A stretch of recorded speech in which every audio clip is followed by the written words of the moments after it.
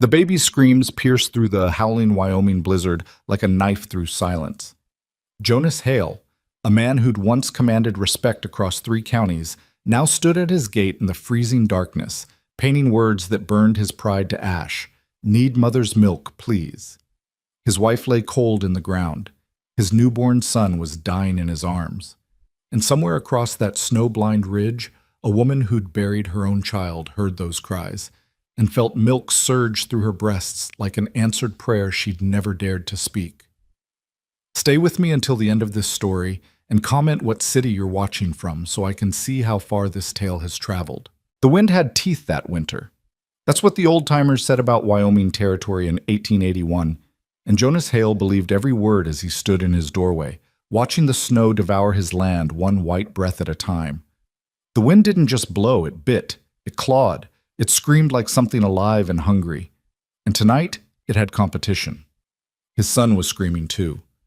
Jonas held the tiny bundle against his chest, feeling the baby's body shake with each wail, those small fists beating against his collarbone like accusations. 3 days. 3 days since Margaret had taken her last rattling breath, her hand going cold in his even as the midwife placed their son in her lifeless arms for one brief, terrible moment. 3 days since he'd become both father and mother to a child who refused to accept half measures. The baby wouldn't eat, wouldn't sleep, just cried and cried until Jonas thought his own mind would crack like ice on a pond. He'd tried everything. Goat's milk mixed with sugar water. The baby choked and screamed louder. Milk-soaked cloth to suck on, thrown aside with surprising strength for something so small. The neighbor woman, Mrs. Brennan, had come by with some concoction her grandmother swore by, but the baby projectile vomited it across Jonas's shirt and screamed until Mrs. Brennan fled, making the sign of the cross. "Some babies just don't take to substitutes," she'd said, backing toward her wagon. "They need what they need, Mr. Hale. Mother's milk or nothing." "Then find me a wet nurse," Jonas had begged, his voice cracking. "Please, I'll pay anything." Mrs. Brennan's face had softened with pity, which somehow made it worse. "Every woman with milk around here is feeding her own, Jonas. Times are hard. Nobody's got extra to spare, not even for money." That had been yesterday. Or maybe the day before. Time had become elastic, stretching and compressing in strange ways. Jonas hadn't slept more than 20 minutes at a stretch since Margaret died. He'd pace the cabin, bounce the baby, sing songs he half remembered from his own childhood, pray to a God he wasn't sure was listening. Nothing worked. The baby just screamed and screamed and screamed. Jonas looked down at his son's face, red and twisted with rage or hunger or grief, maybe all 3. The baby had Margaret's nose, he'd noticed. That small, slightly upturned nose that had made her look perpetually curious about the world. Seeing it on his son's face was a knife that twisted every time. "I don't know what to do," Jonas whispered to the screaming infant. "I don't know how to keep you alive." The cabin felt smaller by the hour, closing in on him like a coffin. Everywhere he looked, he saw Margaret, her sewing basket by the chair, her apron hanging on its peg, her hairbrush still tangled with long brown strands on the dresser. He'd meant to clear these things away, to make the house bearable, but he couldn't bring himself to do it. Removing her things felt like erasing her, and erasing her felt like dying himself. The fire was burning low. Jonas added another log with one hand, still bouncing the baby with the other. The wood was running low too, another problem for another moment.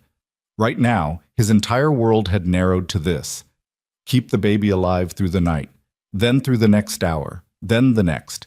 He'd knocked on every door within riding distance. The Johnsons, the Pratts, the Wainwrights, even old Dutch Henry who lived like a hermit up in the rocks. Everyone had the same story. No milk to spare, sorry for your loss, God bless, goodbye. Their pity felt like stones in his pockets, dragging him down. Jonas Hale had built this ranch from nothing. He'd fought off claim jumpers, survived 2 harsh winters, broke horses that other men said couldn't be broken. He'd earned respect through sweat and blood and stubbornness. But none of that mattered now. All his strength, all his pride, all his carefully constructed life. Useless in the face of one tiny, starving human who just needed something Jonas couldn't provide. The baby's cries reached a new pitch, a desperate quality that made Jonas's stomach clench with fear. The sound was getting weaker. Not quieter, weaker, like the baby was running out of strength to scream. That was worse. So much worse. "All right," Jonas said, his voice rough. "All right, son. I hear you, and I'm going to fix this." He didn't know how, but he said it anyway, because what else could he do? Jonas bundled the baby tighter against the cold, wrapped himself in his heavy coat, and stepped out into the storm. The wind hit him like a fist, stealing his breath. Snow stung his face, already accumulating in drifts that reached his knees in places. The barn was barely visible through the white curtain of the blizzard. He pushed through anyway, one hand shielding the baby's face. In the barn, his mare, Birdie, nickered nervously. The other animals had huddled together for warmth: 2 cows, 3 goats, and a pig that Margaret had named Beatrice for reasons she'd never explained. Jonas milked one of the goats, his fingers clumsy with cold and exhaustion. The baby screamed the entire time, the sound echoing in the barn's rafters. Even the animals seemed disturbed by it, shifting and snorting. Back in the cabin, Jonas heated the milk carefully, testing it on his wrist the way Margaret had shown him when they'd fostered a calf one spring. He dipped a clean cloth in the warm milk and tried to get the baby to suck on it. The baby turned his head away, screaming. "Come on," Jonas begged. "Please, please, son, just try it." But the baby wouldn't, or couldn't. Jonas wasn't sure which was worse. An hour passed, then another. The goat's milk grew cold. The baby's cries grew weaker still, interrupted now by alarming pauses where he seemed to forget to breathe, then gasp back to life with a wail. Jonas felt panic rising in his chest like floodwater. This was how it would end, not with some dramatic moment, but with slow, inevitable failure. His son would simply fade away, crying himself to death while Jonas held him uselessly. "No," Jonas said aloud. "No. I won't let you go. Do you hear me? I won't." But what choice did he have? The answer came to him slowly, painfully, like pulling a splinter from deep under the skin. It meant swallowing every bit of pride he had left. It meant becoming an object of pity, maybe even ridicule. It meant publicly admitting his complete helplessness. Jonas laid the baby in the drawer he'd been using as a makeshift cradle, gently, so gently, and pulled on his coat again. He found a scrap of woodboard and a brush with some old paint that Margaret had used to mark the feed sacks. His hands shook as he painted the words, forming each letter with painstaking care despite his exhaustion. "Need mother's milk, please." He stared at the sign for a long moment.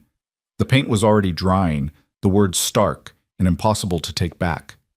This was who he was now. A man begging strangers for help he couldn't pay for, couldn't earn, could only plead for. Jonas carried the sign out into the storm and nailed it to his gatepost, where anyone passing on the road might see it. The wind tried to tear it from his hands. Snow was already accumulating on the fresh paint. But he drove the nails home anyway, 3 hard strikes with the hammer. There. Done. He stood there for a moment, breathing hard, snowflakes catching in his beard. The sign looked small and pathetic against the vast white landscape. The nearest road was half a mile away. In this storm, nobody would be traveling. Nobody would see his plea for days, maybe weeks, but it was all he had left to try. Back inside, Jonas picked up his son and held him close, feeling the baby's heartbeat against his own. The crying had weakened to whimpers now, small, hitching sounds that were somehow more heartbreaking than the screams. "I'm sorry," Jonas whispered into his son's soft hair. "I'm so sorry I'm not enough. Your mama would know what to do. She'd know how to help you." But Margaret was gone. There was just him, and he was failing. Jonas lowered himself into the rocking chair, Margaret's chair, and began to rock slowly. The baby made small, desperate sounds, rooting against his chest for something that wasn't there. Jonas felt tears sliding down his face, hot against his cold-stung cheeks. He'd faced down wild stallions. He'd set his own broken leg once, 20 miles from help. He'd held Margaret's hand while she died, watched the light leave her eyes, and somehow kept breathing afterward. But this feeling of utter helplessness, of watching his child fade and being unable to stop it, this was going to break him. The storm howled louder, shaking the cabin's walls. The wind found every gap and crack, whistling through with icy fingers. The fire flickered. Jonas should get up, add more wood, keep the warmth alive. But he couldn't move. He could only rock and hold his dying son and listen to the dual screams of wind and infant crying out against the unfairness of the world. He must have dozed off, just for a moment, because suddenly he jerked awake to find the fire had burned down to embers and the cabin had gone cold. The baby had stopped crying. Jonas's heart stopped too for just a second. He looked down in terror, certain he'd find... But no. The baby's chest was moving, tiny, shallow breaths. He was alive, but barely, too weak even to cry anymore. "No," Jonas said, his voice cracking. "No, no, no. Stay with me. Stay with me, son." He stood up too fast, dizzy with exhaustion and fear. He needed to revive the fire, needed to keep the baby warm, needed to do something, anything. That's when he heard it. Through the screaming wind, through the rattle of the shutters and the groan of the cabin's timbers, he heard something else. A sound so faint he almost dismissed it as imagination. Footsteps. In the snow. Jonas rushed to the window, baby clutched to his chest. At first, he saw nothing but white darkness and swirling snow. Then a shape emerged from the storm, a figure wrapped in dark cloth moving slowly toward the cabin. His first thought was that it was death itself, come to collect his son. His second thought was hope, desperate and painful. He stumbled to the door and wrenched it open. The wind roared in, bringing snow and cold and the shrouded figure with it. Jonas couldn't see a face, just layers of shawl and coat and wool wrapped tight against the storm. "Please," Jonas started to say, but his voice failed him. The figure stepped inside and pushed back the layers of cloth covering her face. It was a woman, someone Jonas recognized vaguely as living somewhere on the ridge beyond his northern pasture. He'd seen her at a distance a few times, but they'd never spoken.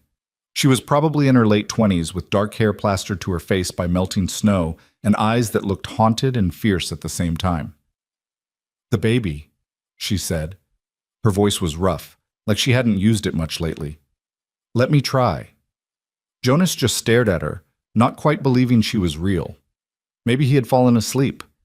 Maybe this was a dream or a hallucination brought on by days without sleep. But then she moved forward and held out her arms, and the gesture was so real, so immediate and practical, that Jonas found himself handing over his son without quite meaning to. The woman, Nora, her name was Nora Delaney, that was it, sat down in Margaret's rocking chair and began unwrapping the baby from his blankets. Her hands moved with surprising efficiency, checking him over with a practiced eye. "When did your wife die?" she asked. 3 days ago. Fever, after the birth." Nora nodded, still focused on the baby. "And he hasn't eaten since? Won't take goat's milk. Won't take anything. I've tried everything I know." "Sometimes they won't," Nora said quietly. She unbuttoned her dress with one hand, matter of fact, no hesitation or embarrassment. "Sometimes they need what they need, and nothing else will do." Jonas turned away, a lifetime of propriety warring with desperate hope. He heard fabric rustling, heard the woman make soft, shushing sounds, and then silence. Not the terrible silence of the baby too weak to cry. A different kind of silence. The silence of a problem being solved, a need being met. Jonas turned back slowly. The woman, Nora, was nursing his son. The baby was latched on, drinking with desperate urgency, one tiny fist curled against her breast. Tears were streaming down Nora's face, but her expression was calm, almost peaceful. "How..." Jonas's voice came out as a whisper.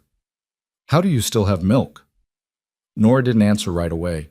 She just rocked gently, watching the baby feed, her tears falling silently.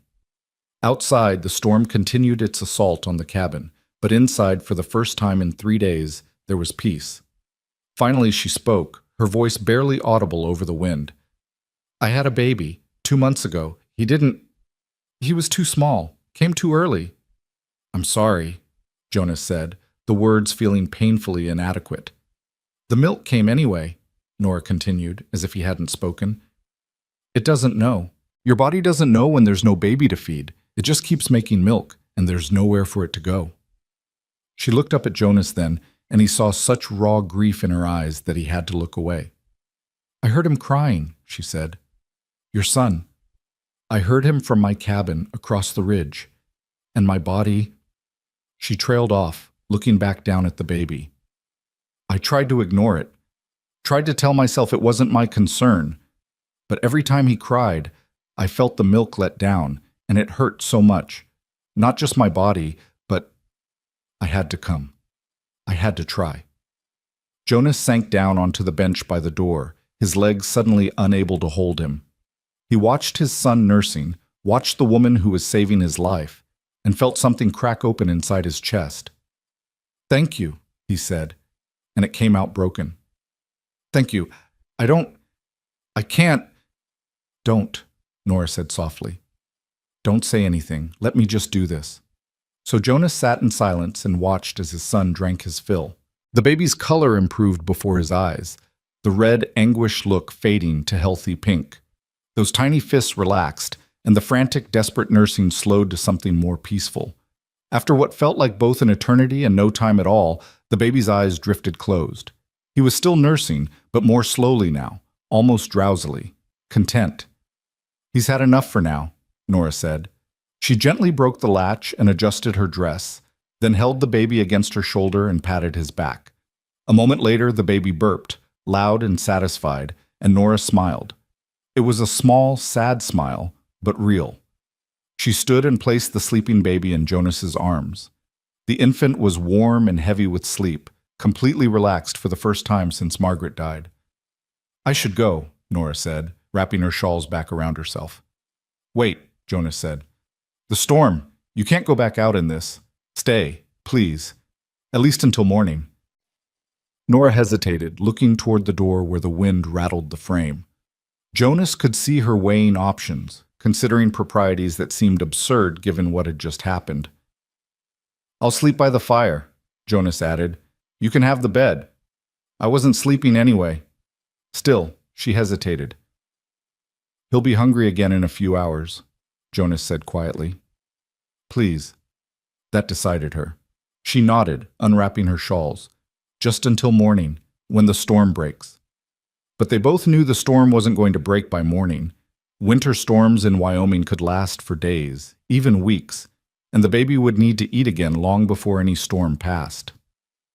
Jonas built up the fire while Nora stood awkwardly in the center of the cabin, dripping melted snow onto the floor. He could see her taking in the details of his life. Margaret's things still scattered everywhere, the unwashed dishes piled in the basin, the general chaos of a man barely holding things together. "There's food," Jonas said, gesturing toward the cold stove. "Not much, but you're welcome to it. And water in the kettle, if you want tea." "Thank you." They moved around each other carefully, like strangers at a dance who don't quite know the steps. Jonas heated water for tea while Nora accepted a piece of bread and some cheese. They ate in silence, the baby sleeping peacefully in his makeshift cradle for the first time in days. "What's his name?"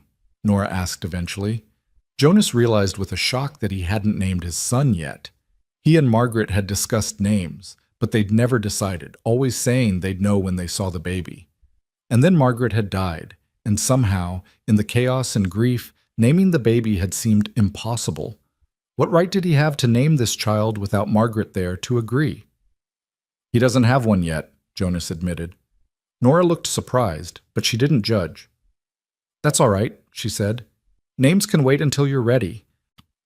They fell silent again. The wind howled. The fire crackled. Jonas sipped his tea and tried not to stare at this stranger who had saved his son's life. "The baby you lost," Jonas said hesitantly. "Did he have a name?" Nora's hands tightened around her cup. For a moment Jonas thought she wouldn't answer, then quietly, "Thomas, after my father." "That's a good name." He never heard it. He lived for 3 hours, and I told him his name, but he couldn't. She stopped, swallowing hard. "I'm sorry," Jonas said again. "Everyone's sorry," Nora said, and there was a sharp edge to her voice now. "Everyone's sorry, but it doesn't change anything. Being sorry doesn't bring him back. It doesn't make the milk stop coming. It doesn't make the pain go away." "No," Jonas agreed. "It doesn't." They sat with that truth between them, two people drowning in grief, temporarily surfacing in each other's presence. The baby stirred in his sleep, making small sounds. Both Jonas and Nora tensed, waiting to see if he'd wake crying again. But he settled, and the cabin returned to its tenuous peace. "You can take the bed," Jonas said. I'll keep watch out here. Keep the fire going. Nora looked like she wanted to argue, but exhaustion won out. She nodded and disappeared into the small bedroom. Jonas heard the bed creak as she lay down, heard her sigh. Whether from relief or sorrow, he couldn't tell. Jonas pulled Margaret's rocking chair closer to the fire and settled in, the baby's cradle within arm's reach. He should sleep while he could, he knew, but his mind was too full. He kept replaying the moment when Nora had walked out of the storm. How close had they come to disaster? Another hour? 2? How much longer could the baby have survived? He looked down at his sleeping son. The baby's face was peaceful now, lips slightly parted, one fist curled under his chin. He looked like Margaret when she slept. The thought made Jonas's chest ache. "You're going to make it," Jonas whispered to his son. "You hear me? You're going to live."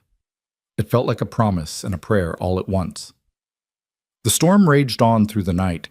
Jonas dozed in the chair, waking every time the baby stirred or the wind hit the cabin with particular force. Around 3 in the morning, the baby woke crying. Not the desperate, anguished screams of before, but a normal, hungry baby cry. Jonas rose to get him, but Nora appeared from the bedroom before he could, still wrapped in her shawl. Without a word, she took the baby and settled back into the rocking chair, feeding him in the firelight while Jonas added another log to the flames. They didn't speak. There was something almost sacred about the quiet, about this small pocket of warmth and survival in the midst of the storm's fury. Jonas watched his son nursing and felt something shift inside him. Not healing exactly, but maybe the first tiny possibility of it. The knowledge that he wasn't completely alone in this. When the baby finished and fell back asleep, Nora returned him to his cradle and went back to bed. Jonas resumed his vigil by the fire, listening to the wind and thinking about the strange mercy of the universe, sending help from such an unexpected quarter. By morning, the storm had not abated. If anything, it had grown worse. Snow was piled against the cabin door, and the windows were completely covered. They were snowed in, at least for the day. Nora emerged from the bedroom looking drawn and tired. She fed the baby twice more that day, always in the same silence, always with tears streaming down her face. Jonas tried not to watch, tried to give her what privacy he could in the small cabin, but it was impossible not to see her grief, raw and fresh as his own. Between feedings, they worked together with an unspoken coordination. Jonas brought in wood from the covered pile near the back door. Nora cleaned the dishes and tidied the cabin, moving Margaret's things to one side.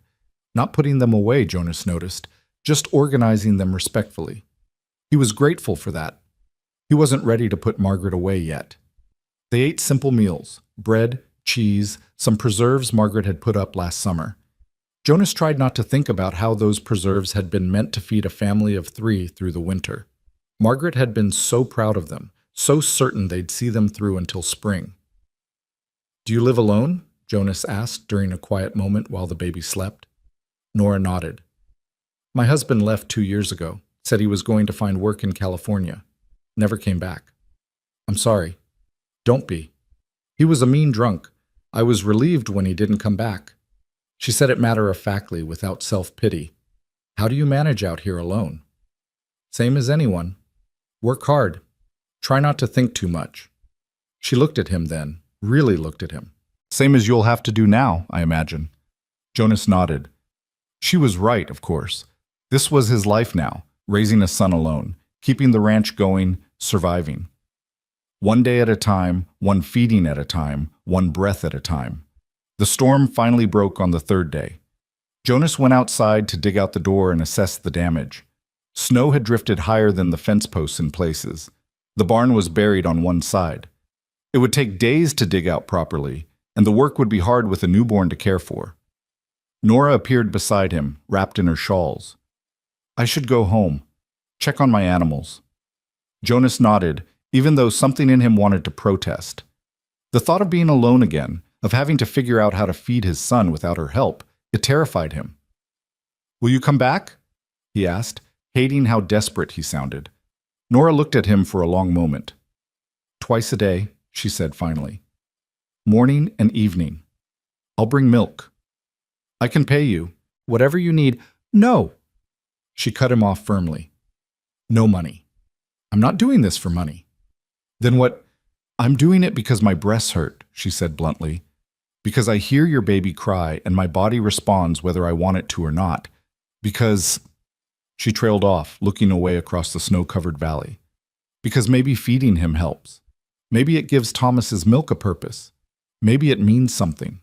Jonas wanted to say thank you, wanted to express the depth of his gratitude, but he could see that she didn't want his thanks, so he just nodded. Nora left shortly after, trudging through the deep snow toward her own cabin on the ridge. Jonas watched her go, then went back inside to his son, who was starting to fuss with hunger. The baby cried, and Jonas had to pace with him, bouncing and shushing, for nearly an hour before Nora could possibly return. But knowing she would return, knowing that help was coming, made it bearable in a way it hadn't been before. When Nora appeared at his door again that evening, carrying a jar of warm goat's milk and a small basket of eggs, Jonas felt something in his chest ease. Not happiness, not yet, but maybe the possibility of survival. She fed the baby without ceremony, then showed Jonas how to warm the goat's milk to the right temperature, how to store it properly, how to supplement between her visits. He'll fight it at first, she warned. He'll want only the breast. But if you're patient, he'll learn to take the bottle too. He needs to, or you'll never have any freedom. So Jonas learned. He learned how to hold the bottle at the right angle, how to burp his son, how to swaddle him tight enough to feel secure but not so tight he couldn't breathe. He learned the difference between hungry cries and tired cries and uncomfortable cries. He learned how to function on 2-hour stretches of sleep. And Nora came, every morning and every evening, trudging through the snow in her worn coat and boots. She fed the baby, left milk, and departed with minimal conversation. Sometimes she stayed for tea. Sometimes she didn't. But she always came. The weeks passed. The baby gained weight, grew stronger, started staying awake for longer periods. Jonas learned to manage the ranch work in between feedings, though he had to let some things go. The horses got less attention than they needed. The repairs he'd meant to do before spring would have to wait. But they survived. One morning, Jonas noticed that Nora's coat sleeve was torn badly, the fabric hanging loose and the stuffing visible. That evening, after she left, he spent an hour carefully stitching it closed. When she arrived the next morning, he handed it to her without comment. Nora looked at the mended sleeve, then at Jonas. Something passed between them, recognition perhaps of kindness given and received. "Thank you," she said quietly. The next day, Jonas found the broken eave of his roof had been mended, and he knew without asking that Nora had done it. They began leaving small gifts for each other, a jar of jam, a repaired tool, a bundle of kindling. Never with explanation, never with fuss, just quiet gestures of care that made the harsh days slightly more bearable. Spring seemed impossibly far away. The snow kept coming. The wind kept howling. But in the small, warm cabin, with a baby growing stronger by the day, Jonas began to feel the faintest stirring of something he'd thought was dead forever. Not happiness. Not yet. But hope. The fragile, tentative hope that maybe, somehow, they would all survive this winter, together. The morning Nora didn't come, Jonas knew something was wrong. He'd been awake since before dawn, the baby fussing in that particular way that meant he was building up to a real cry. Jonas had tried the bottle first, warming the goat's milk to exactly the right temperature the way Nora had shown him, but his son had pushed it away with surprising strength for something so small, turning his head and whimpering with frustration. I know, Jonas murmured, pacing the cabin with the baby against his shoulder. "She'll be here soon, just hold on a little longer." But the sun climbed higher, and Nora didn't appear. The baby's whimpers turned to cries, then to full-throated wails. Jonas kept going to the window, looking out across the snow-covered ridge toward where he knew her cabin stood, just barely visible as a dark shape against the white landscape. By mid-morning, the baby was inconsolable, and Jonas was fighting panic. Something had happened. Something was wrong. Nora had never missed a feeding, not once in the 6 weeks since she'd first appeared at his door during the storm. Jonas bundled the screaming baby into every blanket he could find, wrapped himself in his heavy coat, and set out across the snow. The drifts were deep still, some places reaching his thighs, and carrying the baby while breaking trail was exhausting work, but fear drove him forward. "It's all right," he kept saying to his son, though the baby couldn't possibly hear him over his own screaming. We're going to find her. She'll know what to do. The trek that might have taken 15 minutes in summer took nearly 45 in the deep snow. By the time Jonas reached Nora's cabin, his legs were shaking with effort, and his arms ached from holding the baby. But none of that mattered when he saw the state of the place. The cabin was smaller than his, barely more than a shed really, with one broken window covered by a scrap of oilcloth that flapped in the breeze. Snow had drifted against the door. No smoke came from the chimney. "Nora," Jonas called, pounding on the door. "Nora, it's Jonas Hale. Are you there?" No answer. Just the baby's cries and the whistle of wind through the pines. Jonas tried the door and found it unlocked. He pushed inside, blinking in the dimness. The cabin was freezing, colder inside than out it seemed, and dark except for thin light filtering through cracks in the walls. As his eyes adjusted, he saw her. Nora was lying on a narrow cot in the corner, curled on her side, shivering violently beneath a single thin blanket. Her face was flushed with fever, her hair plastered to her forehead with sweat despite the cold. Next to the cot, on an upturned crate that served as a table, sat a tin cup of milk, still full, meant for his son, and beside it, a small wooden cross and a scrap of blue cloth. Jonas's breath caught in his throat.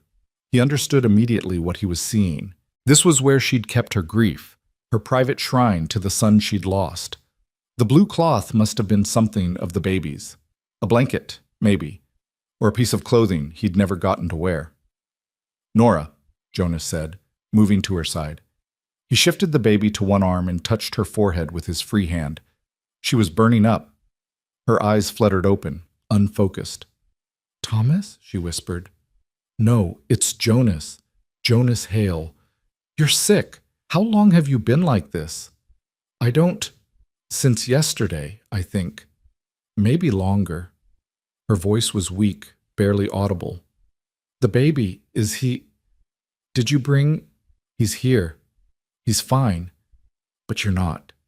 When did you last eat? Drink anything?" Nora tried to shake her head but winced at the movement. "Water's frozen.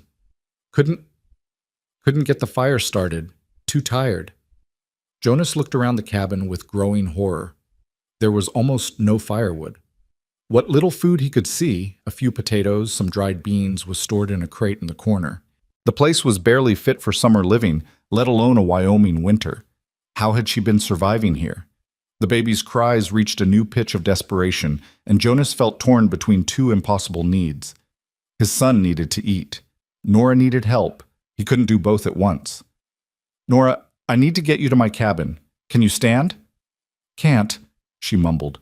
"Too heavy. Everything's too heavy." Jonas made a quick decision. He laid the screaming baby on the cot next to Nora, the only flat surface in the cabin, and grabbed the tin of milk she'd prepared. It was cold now, but it would have to do.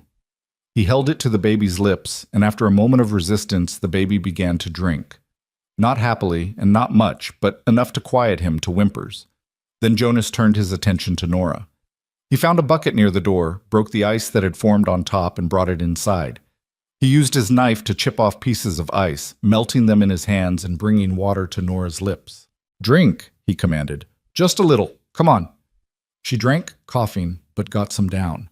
Jonas pulled the blanket up higher around her shoulders and looked around desperately for anything else that might help. He found matches and got a small fire started in the iron stove, feeding it what little wood there was. The cabin began to warm, fractionally, but it wasn't enough. She needed medicine, warmth, food. She needed more help than he could give her here in this freezing shed. Jonas gathered up the baby, who had fallen into an exhausted sleep after drinking a bit of the milk. Then he bent down and scooped Nora into his arms. She was lighter than he'd expected, too light. How long had she been going hungry? "What are you doing?" Nora protested weakly. "Put me down. I'm fine." "You're not fine. I'm taking you home. This is home." "Then I'm taking you to my home." Nora tried to struggle, but she had no strength left. "Can't. Not proper. People will talk." "Let them talk," Jonas said grimly. "I'd rather have you alive and scandalous than dead and respectable." The walk back was a nightmare. Carrying both Nora and the baby, breaking trail through snow that seemed determined to hold him back, Jonas felt every one of his 34 years. His back screamed in protest. His legs threatened to give out. But he kept moving, one step at a time, because stopping meant failing, and he'd failed enough people lately. Halfway back, Nora began to shake violently in his arms, her teeth chattering so hard he could hear them clicking together. "Almost there," Jonas told her, though his own breath was coming in ragged gasps. "Just hold on. Almost there." By the time he reached his cabin, Jonas was running on pure stubbornness and fear. He kicked the door open, carried Nora to his bed, and laid her down as gently as his shaking arms would allow. The baby he placed in the cradle, still sleeping despite everything. Then Jonas set to work. He built up the fire until the cabin was almost uncomfortably warm. He heated water and made tea with the last of Margaret's herbs, mint and chamomile, things she'd used for fever. He found extra blankets and piled them on Nora until only her face was visible. She drifted in and out of consciousness, sometimes lucid, sometimes calling for Thomas, sometimes for someone named James, her husband, Jonas guessed, the one who'd abandoned her. Once she cried out in pain, clutching at her chest, and Jonas realized with a shock that her breasts must be painfully engorged. She hadn't nursed since yesterday, maybe longer. The baby woke screaming again, hungry despite the small amount of milk he'd had. Jonas looked at Nora, then at his son, and felt the weight of an impossible decision. "Nora," he said, touching her shoulder gently. "Nora, can you hear me? The baby needs to eat." Her eyes opened, glassy with fever. "Thomas?" "No. My son. He needs you." Understanding flickered across her face. She tried to nod, tried to move, but couldn't manage it. Jonas made the decision for her. He gently pulled back the blankets, helped her shift to her side, and brought the baby to her breast. The baby latched immediately, drinking with desperate hunger. And Nora, even in the grip of fever, even barely conscious, seemed to relax as the pressure eased. A tear slid down her temple. "Thank you," Jonas whispered. "Thank you for keeping him alive. Now let me keep you alive. Fair trade." Over the next 3 days, Jonas barely slept. He tended the fire, forced water and broth between Nora's lips when she was conscious enough to swallow, and cared for his son as best he could. The baby was patient, in his way, seeming to understand that something was wrong. He cried less, slept more, and when Nora was able to nurse him, which was only sometimes when her fever broke long enough for her to be aware, he drank gently, as if he knew she was fragile. Jonas discovered things about Nora during those days, in the moments when fever made her delirious and her carefully guarded privacy fell away. She talked about Thomas, about holding him for 3 hours while he struggled to breathe, about digging his grave herself because she couldn't bear to let anyone else touch him. She talked about her husband, James, about the first time he hit her, about the relief she'd felt when he finally left. She talked about her mother, who died when Nora was 12, and how she'd learned to survive alone even then. She talked about loneliness, about the crushing weight of silence, about days when she'd stood at the edge of the ridge and wondered what it would be like to just step off. And then she talked about hearing the baby cry, Jonas's son, and feeling her milk let down, and how for the first time in months her body had felt like it had a purpose. Jonas listened to it all, wiping her forehead with cool cloths, spooning broth into her mouth, and keeping vigil through the long nights. On the 3rd night, her fever finally broke. She woke lucid, weak but aware, and found Jonas asleep in the chair beside the bed, the baby in his lap. "Jonas?" she whispered. He jerked awake instantly, nearly dropping the baby. "You're awake. How do you feel?" "Like I was trampled by a horse." Her voice was hoarse but clear. "How long have I been here?" 3 days. Nora's eyes widened. 3 days? But your son is fine. You fed him when you could. I managed with goat's milk the rest of the time. He's getting better at taking the bottle." Nora tried to sit up but fell back with a groan. "I can't. I need to go home. This isn't... People will talk, Jonas. A widow and a widower under one roof. It's not... You nearly died," Jonas interrupted, his voice sharp. "Do you understand that?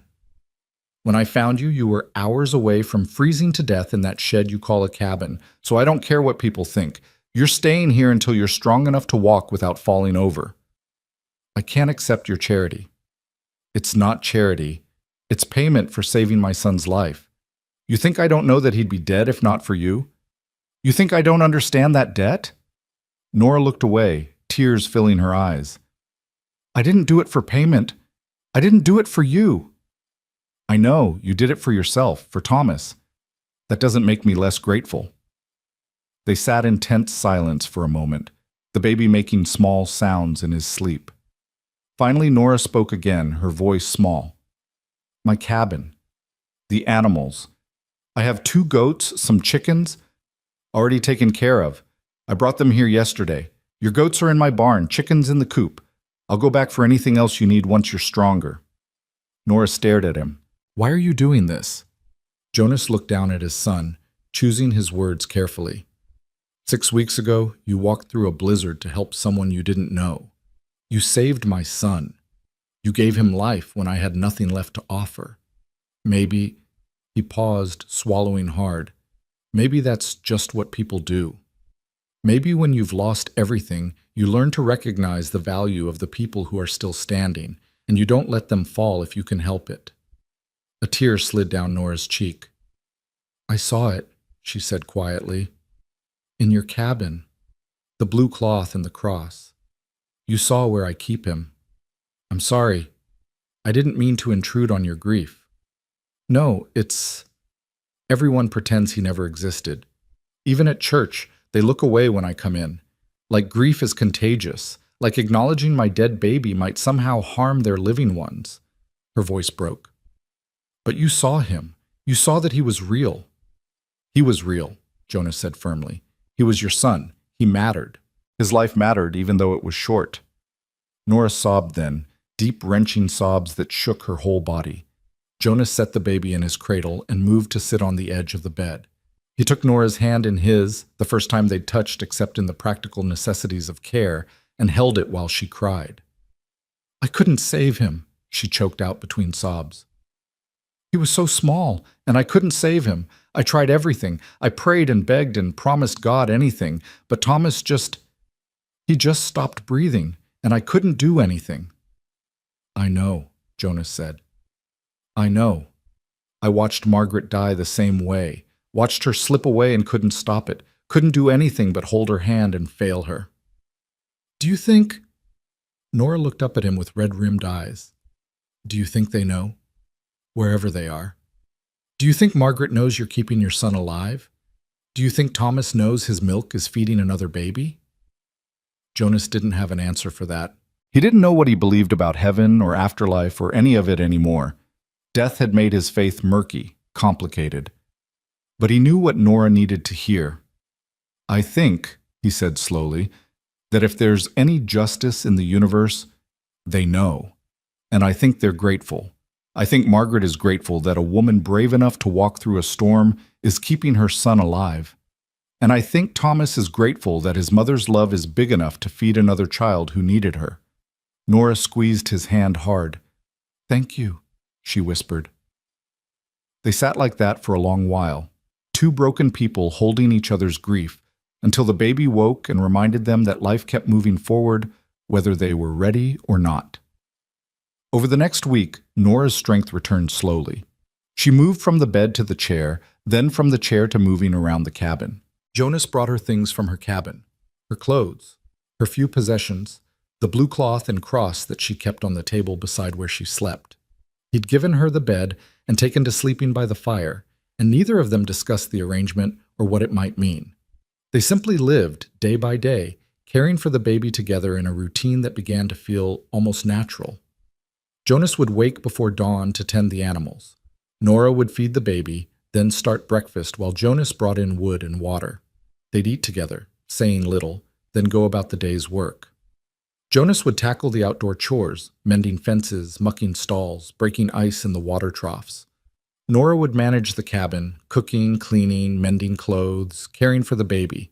It wasn't so different from how things had been with Margaret, except that it was entirely different. With Margaret, there had been conversation, laughter, shared plans for the future. With Nora, there was mostly silence, not uncomfortable, but heavy with things unsaid. In the evenings, they'd sit by the fire after the baby was asleep. Sometimes Nora would sew, her needle flashing in the firelight as she mended Jonas's shirts or took in his old clothes to fit herself better. Sometimes Jonas would whittle, carving small animals from scraps of wood. They rarely spoke, but there was a kind of companionship in the quiet. One evening, about 2 weeks after Nora had moved in, Jonas looked up from the horse bridle he was repairing to find her watching him. "What?" he asked. "You haven't named him yet," Nora said. "Your son. He's almost 2 months old, and he still doesn't have a name." Jonas set down the bridle. "I know, I keep trying to think of one, but nothing feels right. Margaret and I had discussed some names, but making that decision without her seems wrong," Nora finished. "I understand, but he needs a name, Jonas. He can't be the baby forever." "Well, what would you suggest?" Nora looked surprised. "Me? It's not my place to name your son. You've been feeding him since the day he was born. You saved his life. I'd say that gives you some say in the matter." Nora was quiet for a long moment, looking at the sleeping baby. "Samuel," she said finally, "it means God has heard. In the Bible, Hannah prayed for a son, and when she finally had one, she named him Samuel because God heard her prayers." "Samuel," Jonas repeated, testing the name. It felt right in his mouth, solid and real. "Samuel Hale." "You don't have to—" "No, it's perfect. It's exactly right." Jonas looked at Nora. "Thank you for everything, for saving him, for staying, for—" He trailed off, not quite sure how to articulate what he meant. "For giving us both a reason to keep living," Nora offered quietly. "Yes, that." The next morning, Jonas rode into town, his first trip since Margaret's funeral. He needed supplies, but more than that, he needed to file the birth certificate that had been sitting blank on his desk for 2 months. Samuel Thomas Hale, he wrote in careful letters. Born January 15, 1881. Mother, Margaret Ann Hale, deceased. Father, Jonas William Hale. He paused with the pen, then added one more line in smaller letters at the bottom. Wet nurse, Nora Delaney, who gave him life when I could not. The clerk at the registrar's office raised his eyebrows when he saw the notation, but said nothing. Jonas didn't care. Let people know. Let them understand the debt he owed. At the general store, Jonas bought flour, sugar, coffee, and cloth for new dresses for Nora. Her clothes were worn thin in places. Mrs. Patterson, the shopkeeper's wife, watched his purchases with calculating eyes. "Heard you've got a woman staying out at your place," she said, her voice dripping with false sweetness. "News travels fast," Jonas replied neutrally. "Well, it's just that people are concerned, Mr. Hale. A man and a woman, unmarried, living under one roof. It sets a certain example." Jonas set down the bolt of cloth with more force than necessary. "Mrs. Patterson, that woman walked through a blizzard to save my son's life, when everyone else in this valley turned me away. She nearly died herself because she was too busy keeping Samuel alive to take care of her own health. So if people want to talk, let them talk. But anyone who thinks there's something improper happening clearly doesn't understand what it means to survive." Mrs. Patterson's face flushed red. "Well, I never—" "Good day, Mrs. Patterson." Jonas gathered his purchases and left before she could say more. But the damage was done. By the time Jonas returned home, he'd passed 3 separate groups of people who'd stopped their conversations when they saw him, their eyes following him with speculation. The weight of their judgment settled on his shoulders like snow. Nora was kneading bread when he came in, flour dusted across her nose. Samuel was asleep in a basket on the table, and the cabin smelled like yeast and warmth. It looked, Jonas realized with a start, like a home. Not the hollow shell he'd been living in since Margaret died, but an actual home with life and purpose. "How was town?" Nora asked. "Fine. Got what we needed." Jonas set down the supplies and pulled out the cloth. "This is for you, for new dresses." Nora stared at the fabric, her hands going still in the dough. "Jonas, I can't accept." "Consider it payment for nursing Samuel. You've been here 6 weeks and I haven't given you anything in return. You've given me a roof, food, warmth. That's more than enough." "It's not enough. Not for what you've done." They looked at each other across the table, and Jonas saw understanding dawn in Nora's eyes. She'd heard it too, the edge in his voice, the tension in his shoulders. Something had happened in town. What did they say? she asked quietly. Nothing that matters. Jonas. He sighed and sank into a chair. Mrs. Patterson made it clear that people are talking, about you living here, about what that means. Nora's face went pale. I should leave. I should have left weeks ago. I didn't want to leave Samuel, and I wasn't strong enough, but now I'm better, so I should... No, Jonas said firmly. You're not going anywhere. But your reputation, my reputation.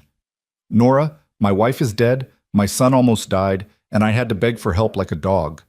My reputation is already ruined, but Samuel is alive because of you. That's all that matters. Jonas, you don't understand. If this continues, if people keep talking, they can make life very difficult for you. They can refuse to do business with you. They can make it so you can't buy supplies, can't sell your horses. The church elders could even take your land if they decide your household is immoral. Jonas stared at her. They can do that? They've done it before. To a woman 2 valleys over who was living with a man she wasn't married to. They declared her household sinful and gave her land to the church. Nora's hands twisted in her apron. I won't let that happen to you. I'll leave tomorrow. And go where? Back to that freezing shed? You nearly died there, Nora. Then I'll go somewhere else. I'll find work in town or what? We both know there's no work for a woman alone. No respectable work, anyway. They sat in heavy silence. Samuel stirred in his basket, making small sounds but not waking. Jonas watched his son, Samuel, he had a name now, and felt anger building in his chest. This is wrong, he said. You saved a baby's life. That should be celebrated, not condemned. That's not how the world works, Jonas. You know that. He did know that. But knowing it and accepting it were different things. There's one solution, Nora said quietly, not meeting his eyes. One way to make this respectable. Jonas understood what she was suggesting before she said it. Marriage. It would solve everything. You'd have help with Samuel, I'd have a home, and no one could say anything improper was happening. Marriage should be for love, not convenience. Should be. But we're both too old and too broken for should be, aren't we? Nora finally looked at him, and he saw tears in her eyes. I'm not talking about a real marriage, Jonas, just a practical arrangement. We'd live as we've been living, separate beds, separate lives, just with legal papers that keep the church elders away. Jonas thought about Margaret, about the love they'd shared. He thought about promising forever to someone else, even if it was just on paper. It felt like betrayal. But then he thought about Samuel growing up without Nora, about trying to find another wet nurse, about the very real possibility of losing his land and having nowhere to raise his son. He thought about Nora going back to that freezing cabin to live alone with her grief. Let me think about it, he said finally. Nora nodded and went back to kneading bread, but Jonas could see her hands shaking. That night, after Nora had gone to bed, Jonas sat by the fire with Samuel in his lap. The baby was awake, staring up at him with serious eyes. Your mother would know what to do, Jonas told his son. She always knew the right thing, but I'm lost, Samuel. I don't know if I can promise forever to someone else, even if it makes sense, even if it keeps us safe. Samuel yawned and grabbed Jonas's finger, holding tight. But if I don't, Jonas continued, I lose you, or I lose Nora, or maybe both. And I can't lose anyone else. I don't have it in me to survive another loss. The fire crackled, the wind howled outside, and Jonas sat holding his son, trying to find an answer in the flames that wouldn't come. The answer came 3 days later, but not in the way Jonas expected. He was in the barn, mucking out stalls while Samuel napped in the cabin with Nora, when he heard horses approaching.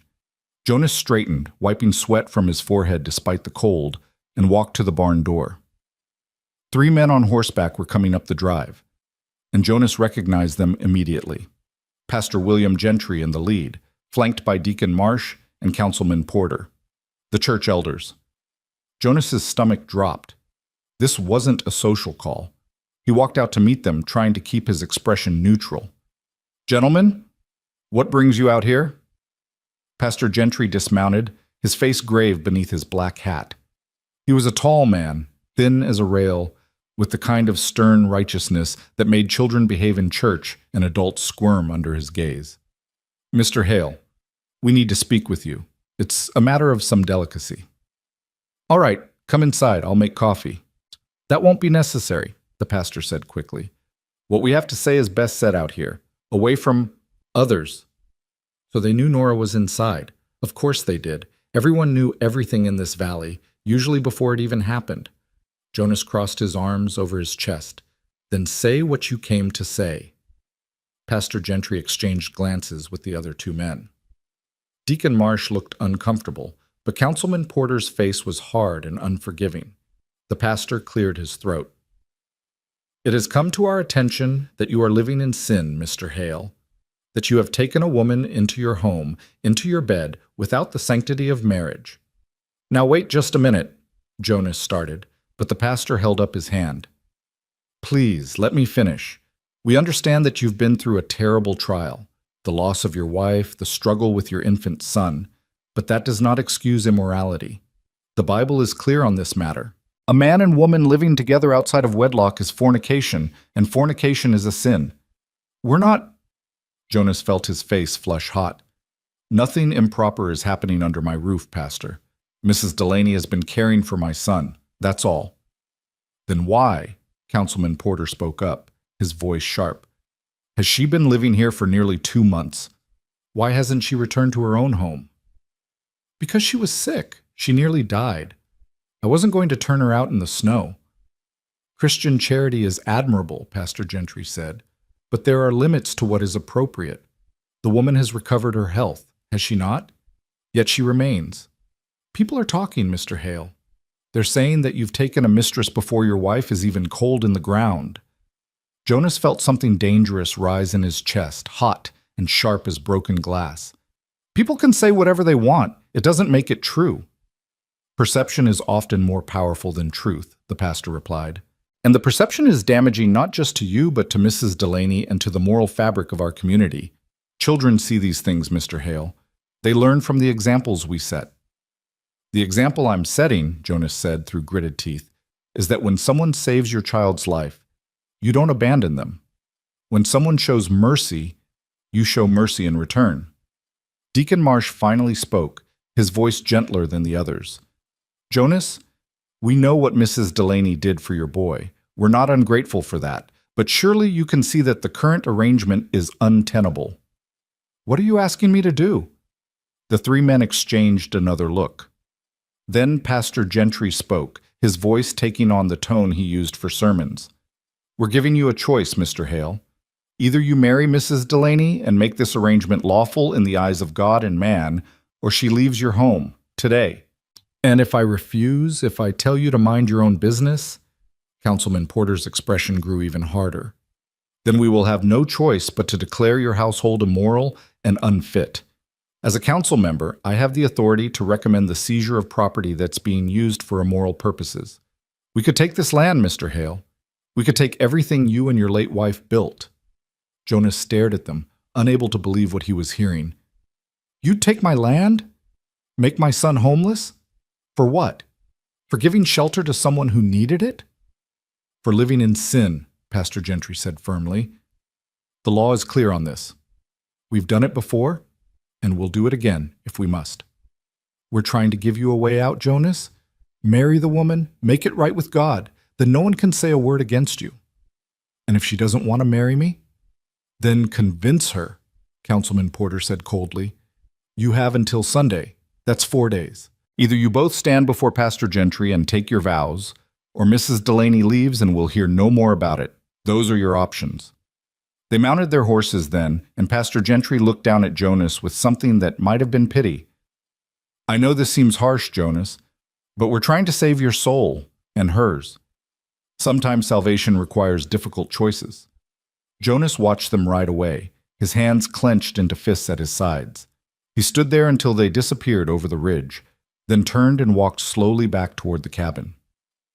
Through the window, he could see Nora sitting by the fire, holding Samuel.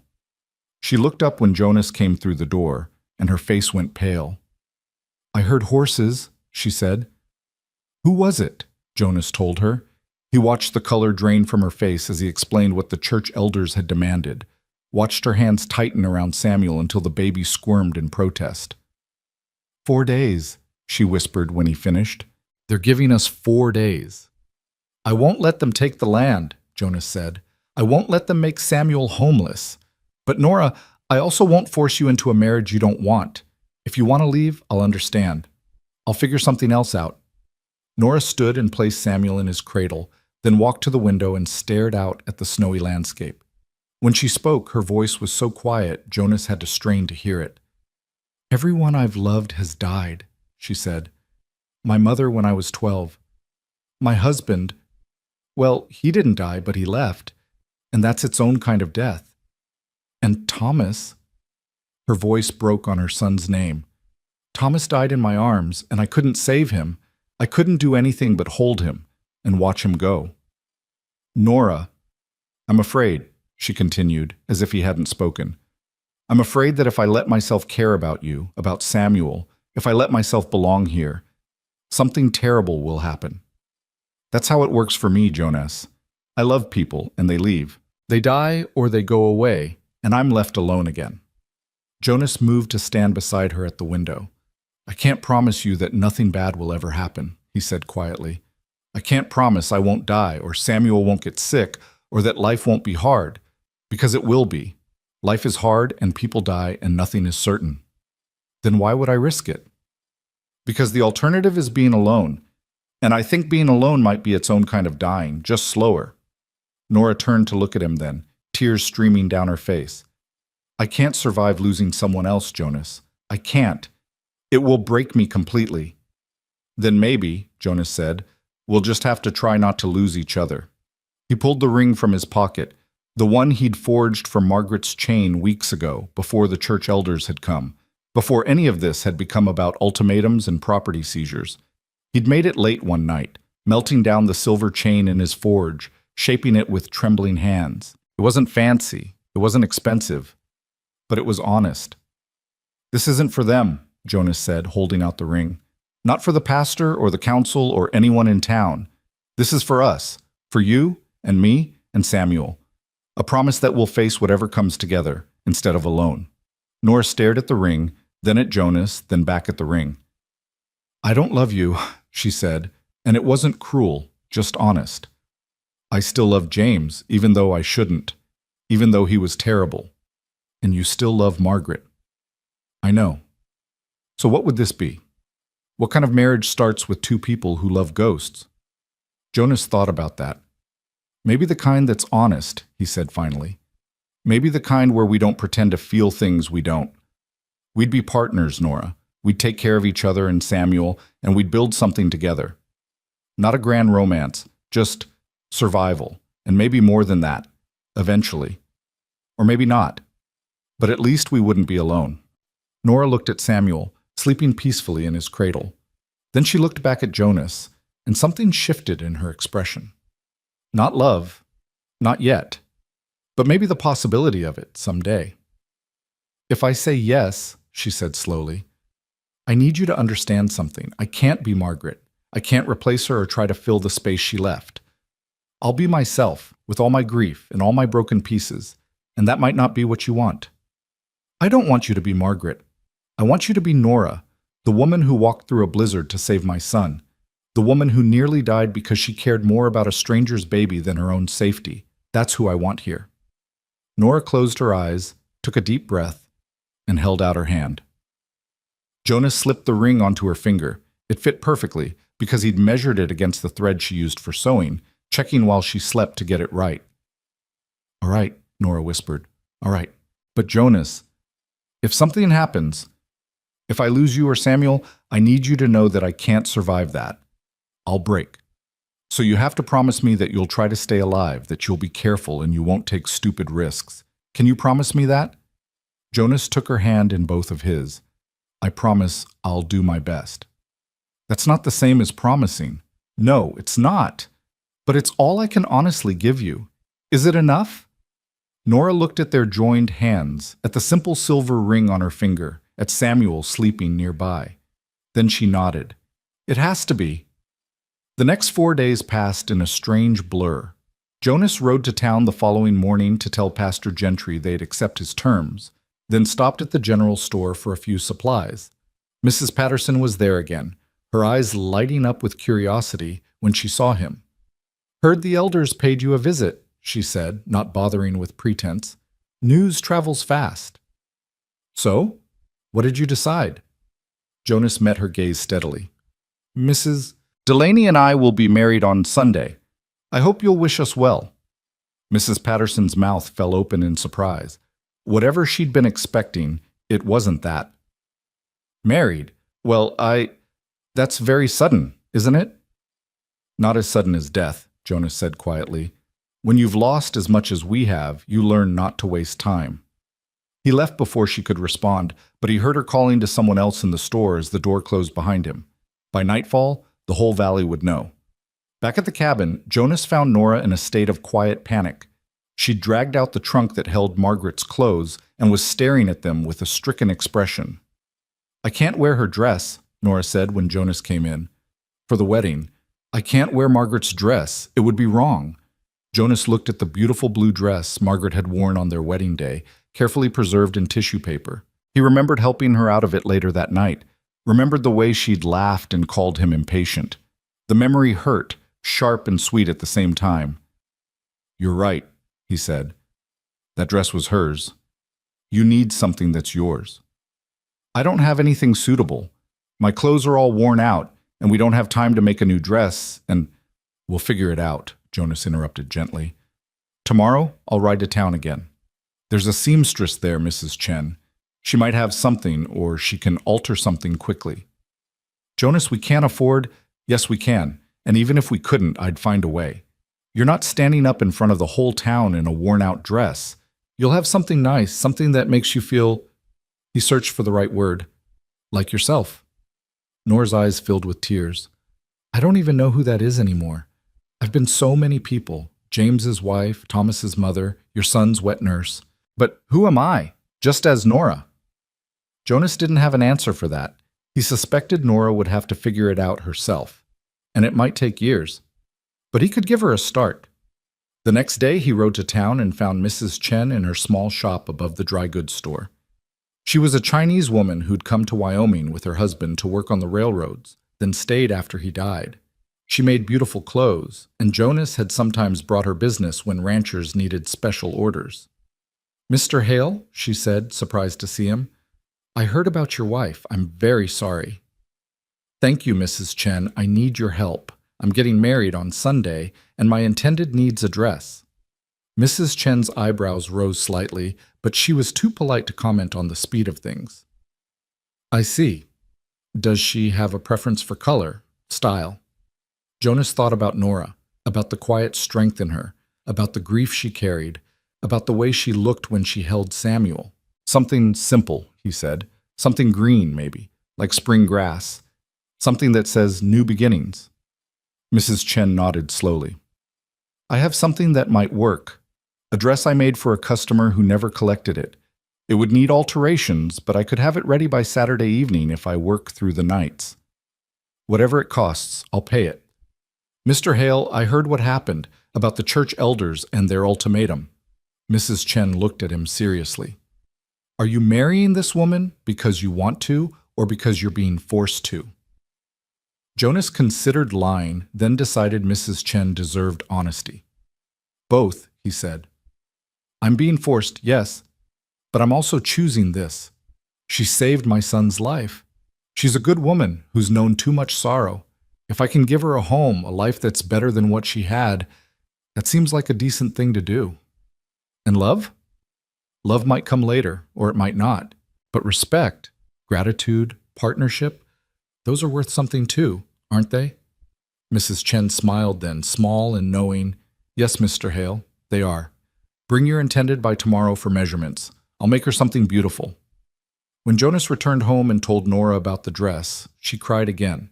She seemed to be crying a lot lately, but Jonas understood. Tears were how grief leaked out when you could no longer hold it inside. Saturday came too quickly. Nora went to town for her fitting and came back with the dress in a wrapped bundle that she wouldn't let Jonas see. Bad luck, she said, though her smile was shaky. They spent the evening in tense silence, both aware that tomorrow everything would change, though neither quite sure how. That night, after Nora had gone to bed, Jonas pulled out a piece of paper and began writing a letter to Margaret. He'd written her several since she died, letters he never sent because there was nowhere to send them to. But it helped somehow to put his thoughts into words. Dear Margaret, he wrote, tomorrow I'm marrying Nora Delaney. I know you'd understand why, and I think you'd approve of her. She's strong and kind, and she's kept Samuel alive when I couldn't.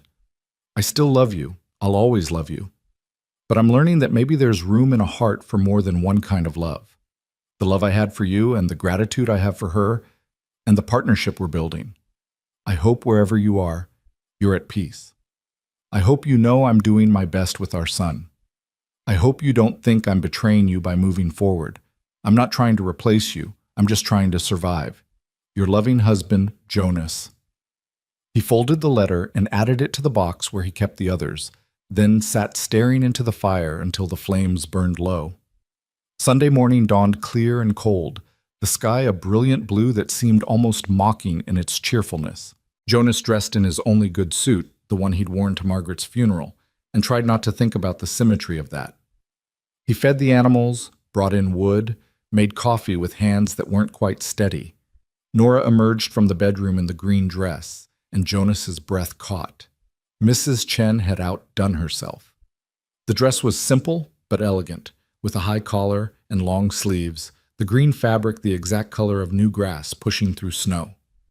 Nora had pinned her dark hair up, and someone, probably Mrs. Chen, had given her a small circlet of dried flowers to wear. You look beautiful, Jonas said, and meant it. Nora blushed and looked away. It's just a dress. It's not just a dress. It's your dress. You look like yourself in it. I'm not sure I know who that is yet. Then we'll figure it out together. They bundled Samuel in his warmest blankets and set out for the church. It was a 3-mile drive, and they made it in silence, the wagon wheels creaking through the snow. Other families were arriving too, all dressed in their Sunday best, and Jonas could see the speculation in their eyes as they watched him help Nora down from the wagon. Inside the church, Pastor Gentry was waiting. So were the deacon and councilman, along with what seemed like half the valley. Jonas hadn't expected so many people, but of course they'd come. This was the entertainment of the season, the hasty marriage of the grieving widower and the mysterious woman who'd been living in sin with him. Let them look, Jonas thought grimly, let them judge, as long as they left him alone afterward. The ceremony was brief and awkward. Pastor Gentry spoke about the sanctity of marriage, about man and woman becoming one flesh, about forsaking all others.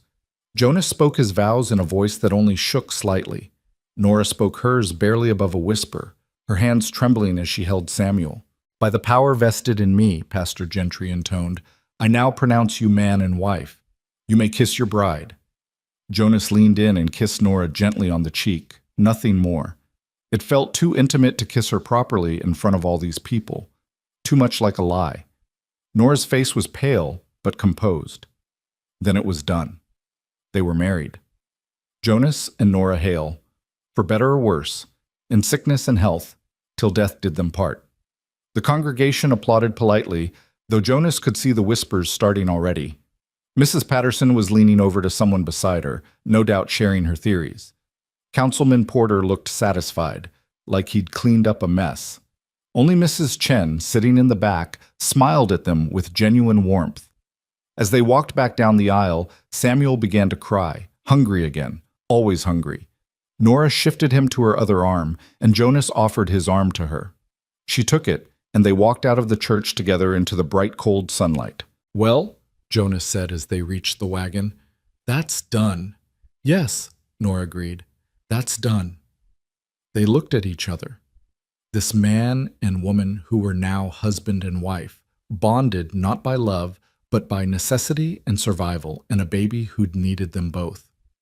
What do we do now? Nora asked. Jonas helped her into the wagon, then climbed up beside her. Now we go home, he said, and we figure out how to live with what we've done. The ride back was quieter than the ride there, but different somehow.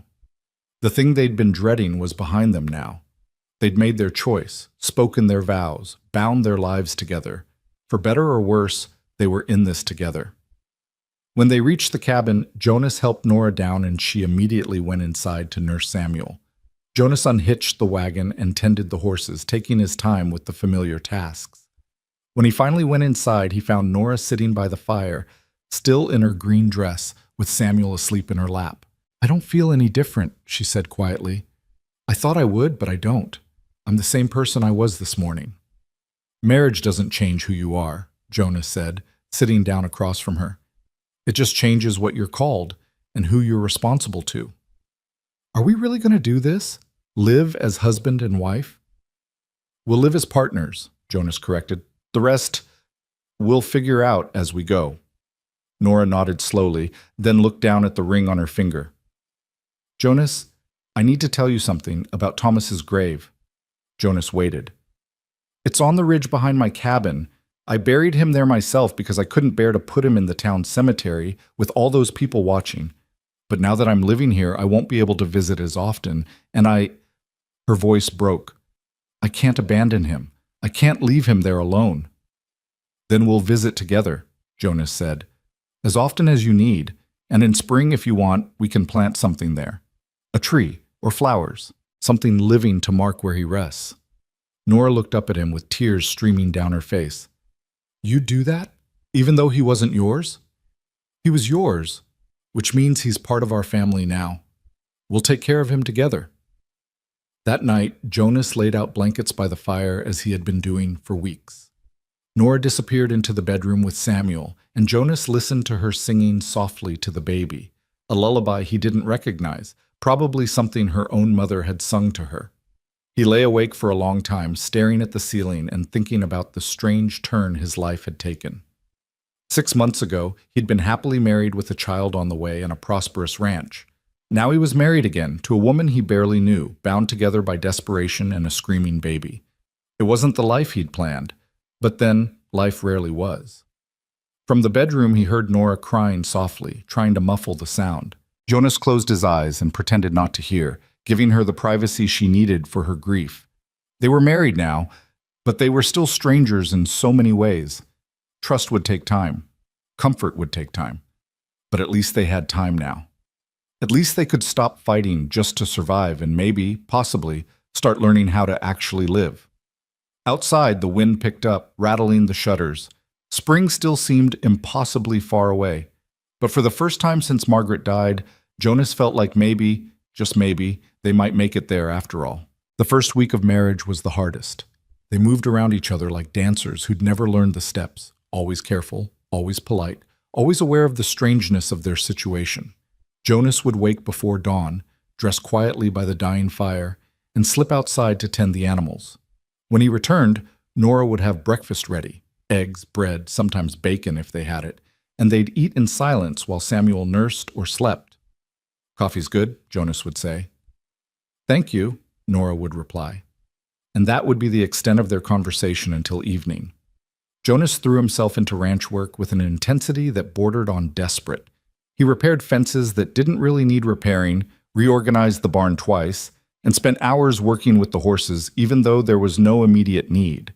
Anything to avoid the awkward silence of the cabin, the weight of Nora's presence that felt both comforting and suffocating at once.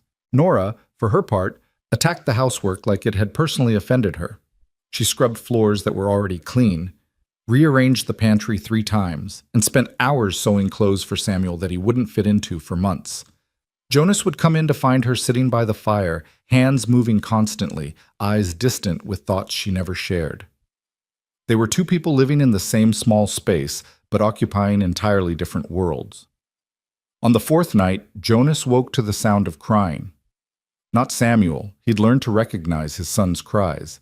This was different, muffled and broken, coming from the bedroom. He lay by the fire, staring at the ceiling, debating whether to go to her or pretend he hadn't heard. The crying continued, growing more desperate. Finally, Jonas couldn't stand it anymore. He got up and knocked softly on the bedroom door. "Nora, are you all right?" The crying stopped abruptly. A long pause, then her voice, thick with tears. "I'm fine. Go back to sleep." You don't sound fine. I said I'm fine, Jonas. Please just leave me alone. But Jonas couldn't do that.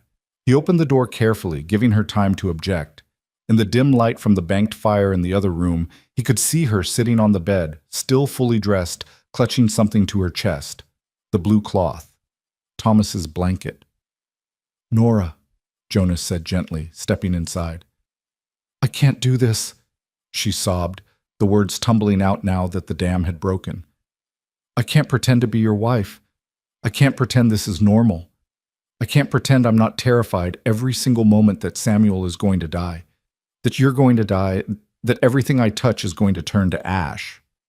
Jonas sat down on the edge of the bed, keeping a respectful distance. You don't have to pretend anything. But I do. That's what marriage is, isn't it? Pretending to be happy, pretending to be a family, pretending that two broken people can somehow make one whole person. No, Jonas said firmly. That's not what this marriage is, remember? We promised to be honest with each other, to be partners, not actors playing roles. Then I'm honestly terrified, Nora whispered. I'm honestly so scared that I can barely breathe, and I'm honestly wondering if we made a terrible mistake. Jonas felt something twist in his chest. Do you regret marrying me? Nora was quiet for a long moment. No, she said finally, but I regret that we had to. I regret that we couldn't just, I don't know, be two people helping each other without all the rest of it. We still can be. The piece of paper doesn't have to change anything.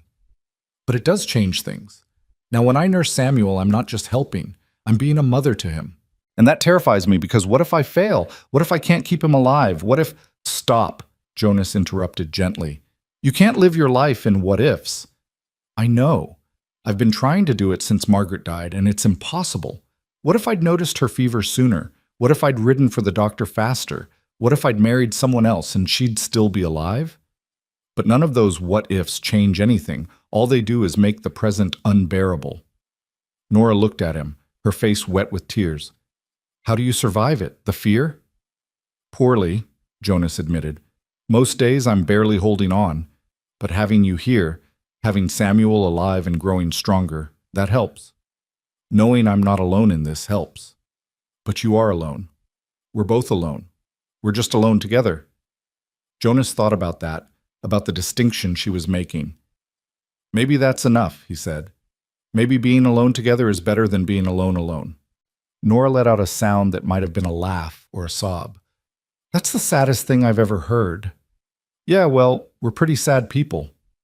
This time it was definitely a laugh, even if it came out broken. Nora wiped her eyes with the blue cloth, then looked at it in her hands. I dream about him, she said softly. Thomas. I dream that he's alive and healthy, and I'm nursing him, and everything is perfect. And then I wake up and remember, and it's like losing him all over again. I dream about Margaret, Jonas confessed. Sometimes she's angry with me for marrying you. Sometimes she's grateful. Sometimes she just looks at me and doesn't say anything, and that's worse than the angry dreams. They sat together in the darkness, two people bound by vows but separated by grief. And for the first time since the wedding, something shifted between them. Not closeness exactly, but understanding. Recognition that they were fighting the same battle, even if they were fighting it in different ways. Can I ask you something? Nora said after a while. Anything. Do you think you'll ever love me? Not the way you loved Margaret, but at all? Jonas considered the question carefully, knowing his answer mattered. I don't know, he said honestly, but I think I could learn to, given time, if you wanted me to. I don't know what I want, Nora admitted, except for Samuel to keep breathing and for spring to come, and for my chest to stop hurting all the time. Your chest? She gestured vaguely. From the milk. It's painful when I go too long between feedings, and sometimes it just aches even after Samuel's eaten. The midwife said it's normal, that it'll ease eventually, but right now it's just another reminder of Thomas, another way my body remembers what I lost. Jonas hadn't thought about that, about the physical pain she must be in. Is there anything that helps? Warm compresses, but I don't like to ask you to heat water at night, and I can't manage the fire myself without waking you. You should have told me. I'll heat water whenever you need it. That's what partners do, right? They help each other. Nora looked at him, really looked at him, for the first time since they'd spoken their vows. "You're a good man, Jonas Hale, better than I deserve." "That's not true." "It is. I'm broken and bitter and half crazy with grief.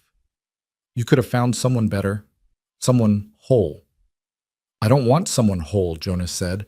"Whole people don't understand what it's like to be shattered. They try to be sympathetic, but they don't really get it. You get it. That's worth more than anything else." Nora reached out then, tentatively, and took Jonas's hand. It was the first time they'd touched voluntarily since the wedding, and the contact sent a jolt through Jonas. Not desire, exactly.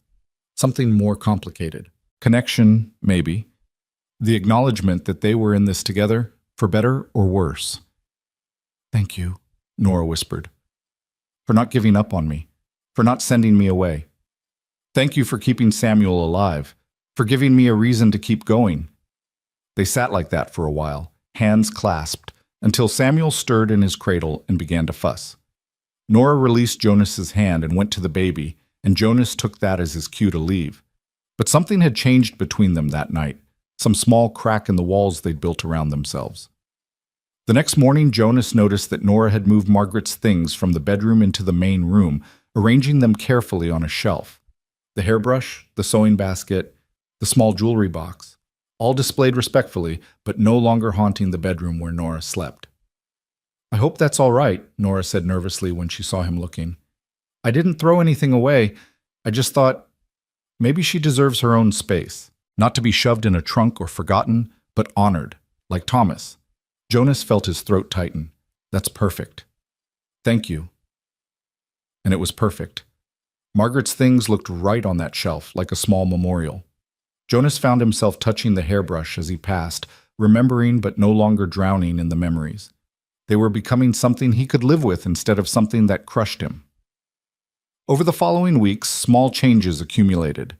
Nora started talking more at meals, telling Jonas about her day, sharing small observations about Samuel's development. Jonas began sitting inside after dinner instead of finding excuses to work in the barn until Nora went to bed. They weren't exactly comfortable with each other, but they were learning each other's rhythms, each other's moods. Jonas discovered that Nora sang when she was happy, old songs her mother had taught her, Scottish ballads about lovers and loss. He discovered that she was afraid of thunder, something about the way her father had died when lightning struck their barn.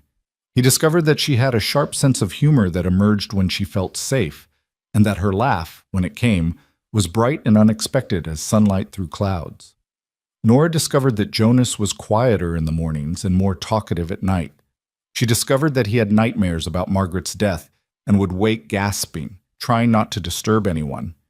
She discovered that he carved small animals when he was anxious, horses mostly, but sometimes wolves or bears, and that he left them scattered around the cabin like small offerings. They were learning each other, slowly, carefully, the way you'd approach a half-wild horse, with patience and caution and the understanding that trust couldn't be rushed. Then, 6 weeks after the wedding, everything changed again. Jonas came in from the barn one evening to find Nora standing at the window, her face pressed against the glass, her breath fogging the pane. Samuel was crying in his cradle, but Nora didn't seem to hear him. "Nora?" Jonas said, moving to pick up the baby. "What's wrong?" She didn't answer, just kept staring out at the darkening landscape. Jonas bounced Samuel, trying to quiet him, while watching Nora with growing concern. "Nora," he said again, more firmly, "talk to me." "It's his birthday," she whispered. "Thomas, he would have been 6 months old today. If he'd lived, he'd be 6 months old." Jonas's chest constricted.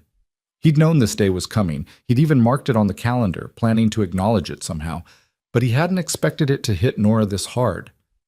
"I'm sorry," he said quietly. "I should have said something this morning." "Would it have made it easier, knowing that we were both thinking about my dead baby all day?" Nora's voice was sharp with pain. "Nothing makes it easier, Jonas. Nothing. Not time. Not a new husband. Not even nursing Samuel. Nothing." Samuel's cries intensified, and Jonas realized with dismay that the baby was rooting against his chest, looking for milk that wasn't there. "Nora, I know you're hurting, but Samuel needs to eat." I know that, Nora snapped, turning from the window. I know he needs me. I know he'll starve if I don't feed him. That's all I am now, isn't it? A source of milk. Not a mother, not even a wife, really. Just a woman with useful breasts. That's not true, and you know it. Is it? Then what am I, Jonas? Who am I in this house? Jonas stared at her, seeing the wild edge of grief in her eyes, and knew he needed to choose his words carefully. You're Nora, he said. You're the woman who saved my son. You're the woman who's teaching him to smile. You're the woman who makes the cabin feel like a home instead of a tomb. You're Samuel's mother, whether biology says so or not, and you're my wife, my partner, the person I'm building a life with. But I don't want to build a life, Nora cried. I want Thomas back. I want my baby back, and I can't have him. And nursing Samuel just reminds me every single day of what I lost. Samuel was screaming now, his face red with frustration and hunger. Jonas felt torn between his son's immediate needs and Nora's obvious crisis. But Samuel couldn't wait, and Nora needed to face this. Then feed him, Jonas said, holding out the baby. Feed him and cry while you do it if you need to. Be angry at the unfairness of the universe while you nurse him. I don't care. But he needs you, Nora. Right now, in this moment, he needs you. Nora stared at Samuel, her face crumpling. Then she took him, almost roughly, and sat down in the rocking chair. She unbuttoned her dress and brought the baby to her breast, and Samuel latched on desperately, drinking like he'd been starved. Jonas watched Nora rock and nurse his son, tears streaming down her face, her whole body shaking with suppressed sobs. He wanted to comfort her, wanted to fix this, but he knew he couldn't. Some grief was too big to be fixed. All he could do was witness it. After Samuel had eaten and fallen asleep, Nora carefully placed him in his cradle and then stood there, swaying slightly, looking lost. I need to go to his grave, she said. To Thomas's grave. I need to be there today. Jonas looked out the window. The sun was setting, and it would be full dark within the hour. The temperature was dropping fast. It would be bitter cold by the time they could make the trek to her old cabin and the ridge beyond. It's getting dark, Jonas said carefully. And cold. Maybe we should wait until morning. I can't wait until morning. It'll be tomorrow then, and the day will have passed and I'll have failed him again. Please, Jonas, I need to go. Jonas saw the desperation in her eyes and made a decision. All right, bundle up warm. I'll get the horses ready and ask Mrs. Brennan to watch Samuel for an hour or two. Nora's eyes widened. You're coming with me? Of course I'm coming. You're my wife. Your grief is my grief. But you didn't know Thomas. He wasn't your son. No, Jonas agreed, but he was yours. And you're mine now. So in a way, he's mine too. Fresh tears spilled down Nora's cheeks, but she nodded and went to put on her warmest clothes. Jonas rode quickly to the Brennan farm and explained the situation. Mrs. Brennan, who'd softened considerably since Jonas's marriage, immediately agreed to watch Samuel. Take all the time you need, she said. And Jonas, tell your wife, tell her I lost a baby once too. A long time ago. I know what today must feel like. By the time Jonas returned, Nora was ready, dressed in her heavy coat and wrapped in shawls. They rode out together into the gathering darkness, the horses picking their way carefully through the snow. The temperature was dropping fast, their breath forming clouds in the air. The trek to Nora's old cabin took nearly an hour. When they arrived, Nora didn't even glance at the dark, empty structure. She just dismounted and began climbing the ridge behind it, moving with purpose despite the difficult terrain. Jonas followed, leading both horses, his boots slipping on the icy slopes. At the top of the ridge, sheltered by a stand of pines, Jonas saw it. A small mound of stones, carefully arranged with a wooden cross at the head. Someone, Nora, had carved Thomas into the wood, along with his birth and death dates. The dates were only 3 hours apart. Nora sank to her knees in the snow beside the grave, and for a long moment she just knelt there, silent. Then she began to speak, her voice so quiet Jonas had to strain to hear it. "Hi, baby," she whispered. "It's Mama. I'm sorry I haven't been here in so long. I've been living somewhere else, taking care of another baby. His name is Samuel, and he needs me because his mama died, just like you need me because you died." Jonas felt something break inside his chest, but he stood still, giving Nora her moment. I think about you every day, Nora continued. Every time I nurse Samuel, I think about you, about how I never got to do that for you. You tried so hard, baby. You tried to breathe, tried to live, but you were just too small, too early, and I couldn't save you. Her voice broke on the last words, and she bent forward until her forehead touched the cold stones. I'm sorry, she sobbed. I'm so sorry I couldn't keep you alive. I'm sorry I buried you alone. I'm sorry I moved away. I'm sorry for everything. Jonas couldn't stand it anymore. He knelt beside Nora and pulled her against his chest, letting her sob into his coat. She clung to him like a drowning person, her grief pouring out in waves. It's not your fault, Jonas murmured into her hair. None of this is your fault. You hear me, Nora. You didn't fail him. Sometimes babies die, and it's not anyone's fault. It's just cruel and unfair and wrong. But I'm his mother. I'm supposed to protect him. You did protect him. You held him. You loved him. You gave him every moment of life he could have. That's all any of us can do. They knelt there together in the snow and darkness, two grieving parents at the grave of a child who'd never had a chance to live. Above them, stars were beginning to emerge in the clear, cold sky, distant and uncaring. But between them, in the warmth of their bodies pressed together, there was something else. Understanding, shared pain, the beginning of healing. Finally, when Nora's sobs had quieted to shivering breaths, Jonas spoke again. I brought something, he said. He reached into his coat and pulled out a small carved horse, one of the ones he'd made during his anxious nights.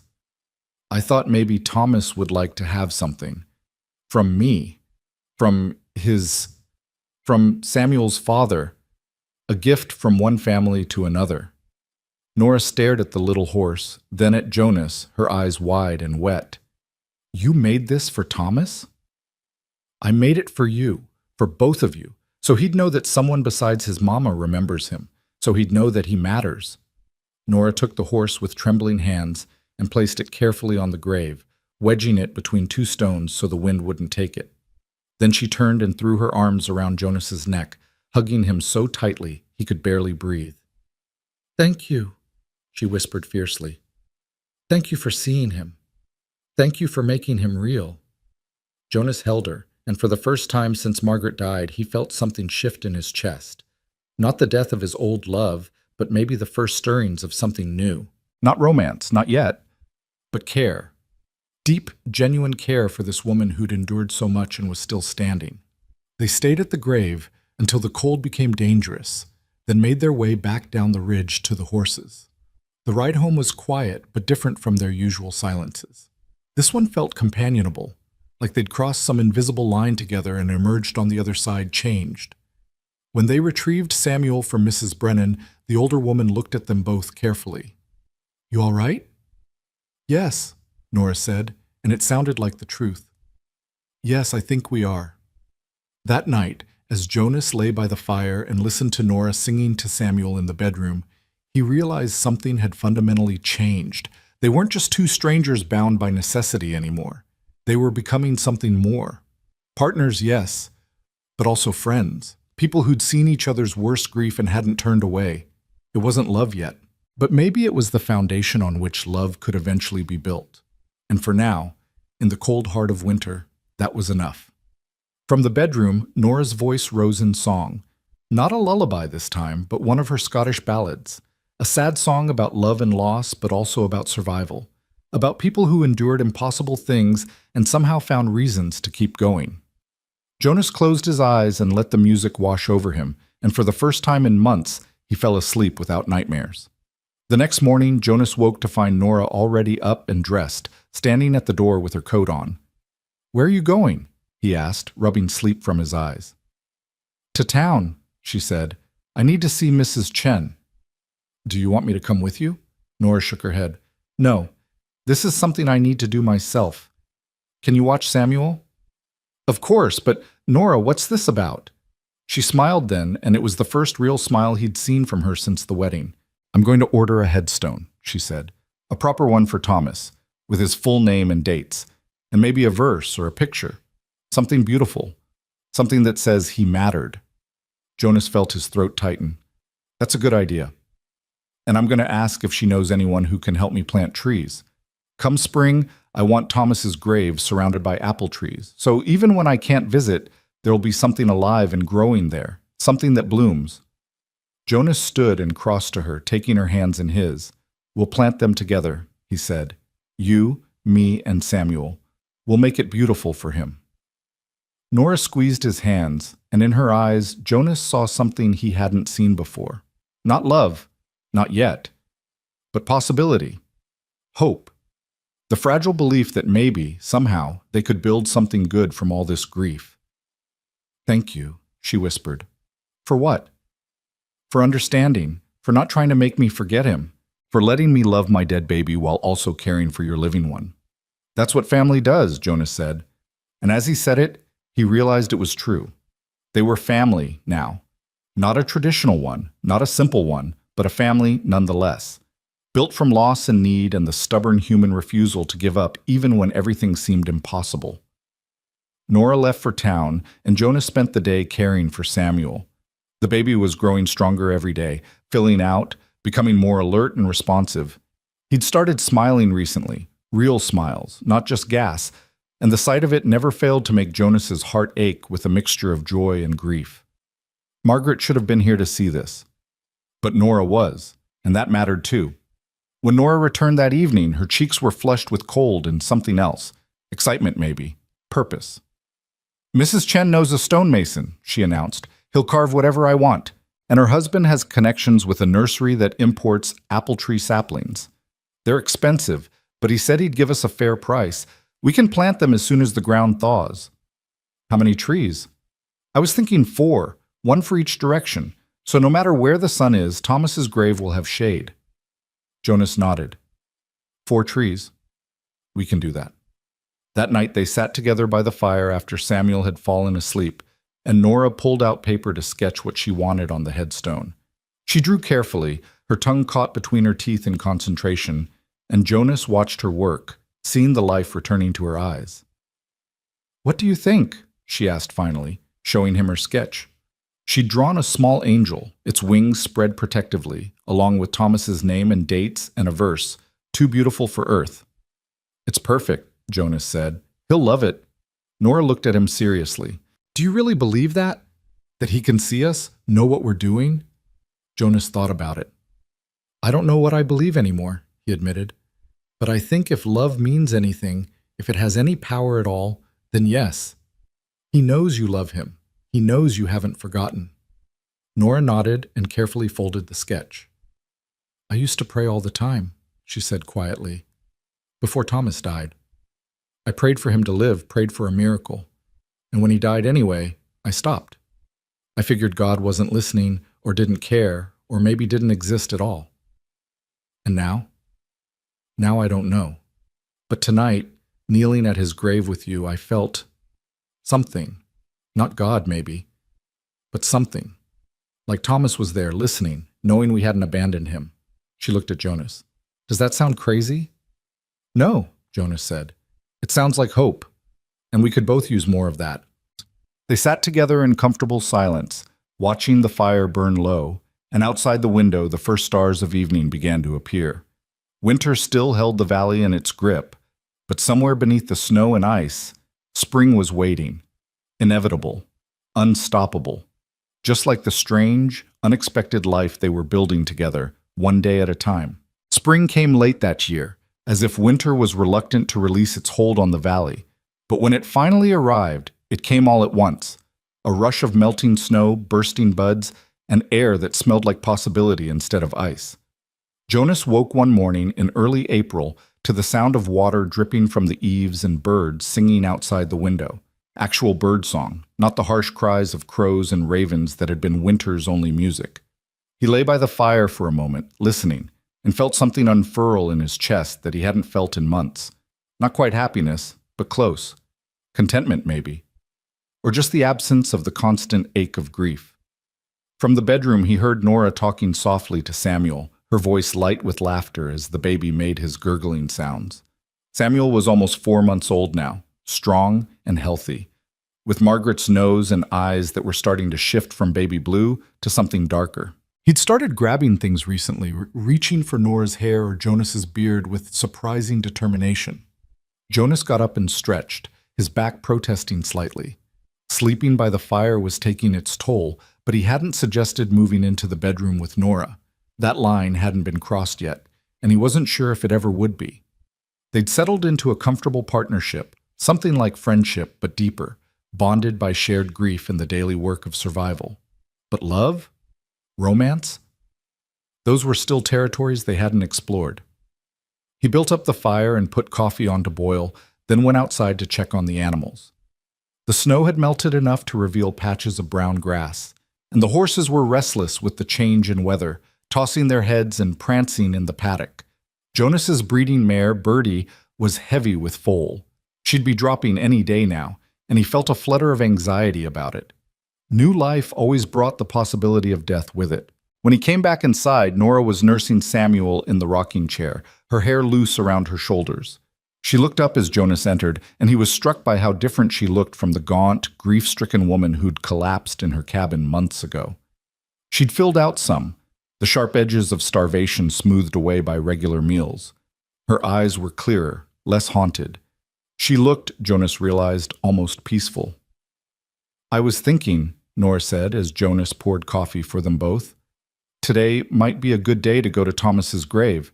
The ground should be soft enough to plant the trees." Jonas had been thinking the same thing. The apple saplings had arrived 2 weeks ago, and they'd been keeping them wrapped and moist, waiting for the right conditions. "I'll hitch up the wagon after breakfast," he said. "We can take Samuel with us. Make it a family trip." The word family hung in the air between them for a moment.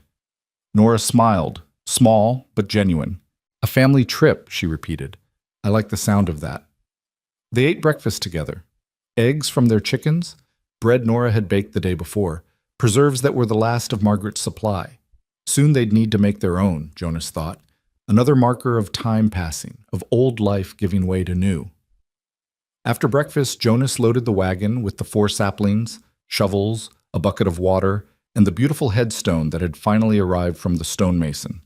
It was exactly what Nora had sketched, white marble with an angel carved into it, wings spread protectively, and the words Thomas James Delaney, born and died January 15th, 1881. Too beautiful for earth. Nora had cried when she first saw it, but they were good tears, the kind that cleansed rather than drowned. She'd traced the angel's wings with her fingertips and whispered, thank you," though Jonas wasn't sure if she was talking to him or to Thomas or to something else entirely. The ride to the ridge took longer than usual because of the muddy conditions, but eventually they made it to Nora's old cabin. The structure looked even more dilapidated in daylight, and Jonas made a mental note to come back and salvage what he could before it collapsed completely. They climbed the ridge together, Jonas carrying the headstone, Nora carrying Samuel, both of them breathing hard by the time they reached the grave. The little carved horse Jonas had left months ago was still there, weathered but intact, and Nora touched it gently as they set down their burdens. "All right," Jonas said, trying to keep his voice matter-of-fact to ward off the emotion threatening to overwhelm them both. "Let's put this stone in place first, then plant the trees." It took some doing. The stone was heavier than it looked, and positioning it correctly required several attempts. But finally they had it standing at the head of the grave, solid and permanent. Nora knelt before it and laid her hand on the cold marble. "There you are, baby," she whispered. "Now everyone will know you were real, that you mattered." Jonas gave her a moment, then gently touched her shoulder. "Ready to plant?" Nora nodded and stood, wiping her eyes. They positioned the 4 saplings at the cardinal points around the grave, north, south, east, west, and began digging. The ground was soft from snowmelt, but still held pockets of frost deeper down, and the work was harder than Jonas had anticipated. But they kept at it, taking turns with the shovel while the other held Samuel. As they worked, they talked. Not about anything profound, just the small things that made up their daily lives. Jonas told Nora about Birdie being close to foaling, and Nora mentioned that she'd seen the first wildflowers blooming on the south slope. Samuel gurgled and grabbed at dandelions, trying to stuff them in his mouth until Nora gently redirected him. It felt, Jonas thought, like what a family should feel like. Not perfect, not without grief, but together. Facing things together instead of alone. When all 4 trees were planted and watered, they stood back to look at their work. The saplings were small still, barely more than sticks with a few leaves, but Jonas could imagine them in 5 years, 10 years, 20, growing tall and strong, their branches spreading to shade Thomas's grave, their blossoms filling the spring air with sweetness, a living memorial to a child who'd never gotten to see spring himself. "They're perfect," Nora said, her voice thick. "When they bloom, I'll bring Samuel up here to see them, every year, so he'll know about his brother." Jonas felt something catch in his throat. His brother? Nora looked at Jonas, and he saw determination in her eyes. "Yes, Thomas is Samuel's brother, not by blood, but by love, by the fact that one boy's milk is feeding another, by the fact that we're a family now, all of us together, the living and the dead." She paused, then added quietly, "And Margaret, too. She's Samuel's mother, his first mother, and I'll make sure he knows about her, about how brave she was, how much she loved him even though she never got to hold him." Jonas couldn't speak. He just pulled Nora into his arms, Samuel between them, and held them both while tears ran down his face. All the grief he'd been carrying for months, for Margaret, for the life he'd lost, for the future that would never be, poured out of him. But mixed in with the sadness was something else. Gratitude. For this strange, wounded woman who'd saved his son, for the family they were building from broken pieces. "Thank you," he managed finally, "for keeping his mother alive for him, for being willing to share Samuel with her memory." "We've both lost too much," Nora said softly. "We can't afford to lose the good memories, too. They're all we have left of the people we loved." They stayed at the grave for another hour, tidying up the site, adding some wildflowers Nora had gathered, just sitting in the spring sunshine with Samuel between them. It felt right, Jonas thought, to have this place be about life as much as death. About remembering, yes, but also about moving forward. As they prepared to leave, Nora turned back one last time. "I'll see you soon, Thomas," she said. "And I'll take good care of your brother. I promise." The ride home was quiet, but not uncomfortable. Samuel fell asleep in Nora's arms, exhausted by the fresh air and sunshine. Jonas guided the wagon carefully through the muddy ruts, and Nora leaned against his shoulder, her head resting there in a gesture that felt both natural and revolutionary. They'd touched before, practically, necessarily, but this was different. This was chosen. Jonas didn't say anything, afraid that words might break the spell. He just let her rest against him and tried to memorize the feeling, the weight of her head on his shoulder, the warmth of her body beside his, the soft sound of Samuel's breathing, this moment of peace that they'd both fought so hard to find. When they got home, Jonas unhitched the wagon while Nora carried the sleeping Samuel inside. By the time Jonas came in from the barn, Nora had laid the baby in his cradle and was standing by the shelf that held Margaret's things. She was holding the hairbrush, running her fingers over the handle. "Tell me about her," Nora said without turning around. "About Margaret. I know you loved her. I know she died, but I don't know who she was. What made her laugh? What she dreamed about. I think I need to know if Samuel's going to know." Jonas hung up his coat slowly, trying to figure out where to start. He'd avoided talking about Margaret much, afraid it would hurt too much or feel like a betrayal of his new marriage. But Nora was right. They couldn't move forward if they kept pretending the past didn't exist. "She was stubborn," Jonas said finally, sitting down at the table. Lord, was she stubborn. When we met, I was breaking horses at her father's ranch in Colorado. She wanted to learn, but her father said it was too dangerous for a woman. So she snuck out at dawn every morning and made me teach her. Said if I didn't, she'd just do it herself and probably get killed. Nora smiled and came to sit across from him. "Did you teach her?" "Had to, didn't I? She was serious about that threat." Jonas felt himself smiling at the memory. She was actually good at it, too. Had gentle hands and patience. The horses trusted her. "How did you end up married?" "Her father caught us one morning, her on a half-broke gelding and me holding the lead rope. Thought the worst, of course. His daughter alone with some drifter at dawn. Demanded I marry her to preserve her reputation." Jonas laughed softly. Margaret was furious. Not at having to marry me, but at her father for forcing it. She said if she was going to get married, she wanted to do it because she chose to, not because someone made her. So what happened? I told her father we wouldn't marry, that I wouldn't trap her like that. And then I left. Jonas shook his head at his younger self's dramatic gesture. Made it about 10 miles before she caught up with me, riding bareback on that same gelding, no saddle or bridle, just a rope halter. She said she'd thought about it, and she chose me. Not because she had to, but because she wanted to. Nora was quiet for a moment. She sounds brave. She was the bravest person I ever knew. When we came here to Wyoming, there was nothing. Just land and sky and wind. She never complained, not once, just rolled up her sleeves and built a life with me. Jonas's voice roughened. When she got pregnant, she was so happy. Used to talk to her belly all the time, telling the baby about the ranch, about the horses, about all the things they'd do together. She had names picked out, Samuel if it was a boy, Sarah if it was a girl. Samuel was her choice? Jonas nodded.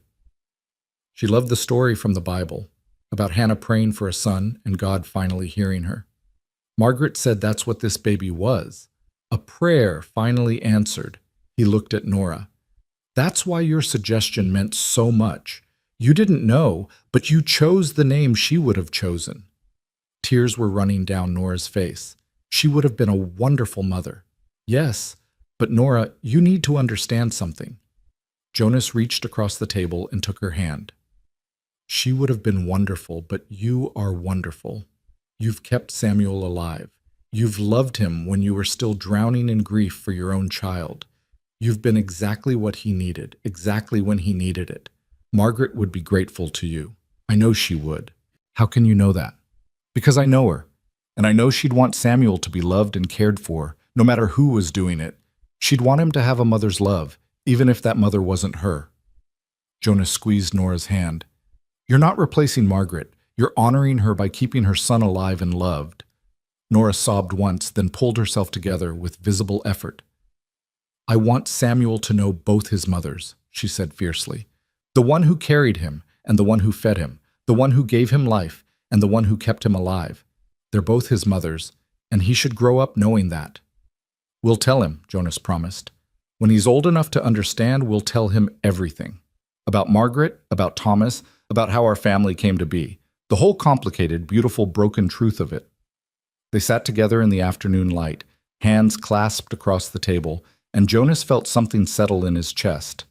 This was his family now. Not the one he'd planned for, not the one he'd expected, but the one he had. And it was enough. More than enough. That night, after Samuel was asleep and the cabin was quiet, Jonas did something he hadn't done since the wedding. He knocked on the bedroom door. Come in, Nora called. Jonas opened the door to find Nora sitting up in bed, mending one of his shirts by candlelight. She looked up, surprised. Is everything all right? Yes, Can we talk? Nora set down her sewing. Of course. Jonas sat on the edge of the bed, suddenly nervous. I've been thinking. About us. About this marriage. Nora's expression became guarded. All right. When we got married, we said it was just a practical arrangement. Partners, not lovers. Separate beds, separate lives, just sharing a house and a baby. Jonas took a breath. But Nora, I don't think that's what we are anymore. Somewhere along the way, we became something more. Friends, at least. Maybe more than friends. Nora's hands twisted in the quilt. Jonas, I don't know if I can... I'm not asking you to love me, Jonas interrupted gently. I'm not even sure what I'm asking. I just think we need to be honest about what this is becoming. Today, at Thomas's grave, when you called Samuel his brother, when you leaned against me in the wagon, that felt like more than a practical arrangement. It did, Nora admitted quietly. It felt like we were actually married. Not just on paper, but really married. Is that something you want? Or does it scare you? Nora was quiet for a long time. Both, she said finally. I'm terrified, Jonas. Terrified that if I let myself care about you, really care, something terrible will happen. Everyone I've loved has left or died, and I don't think I can survive that again.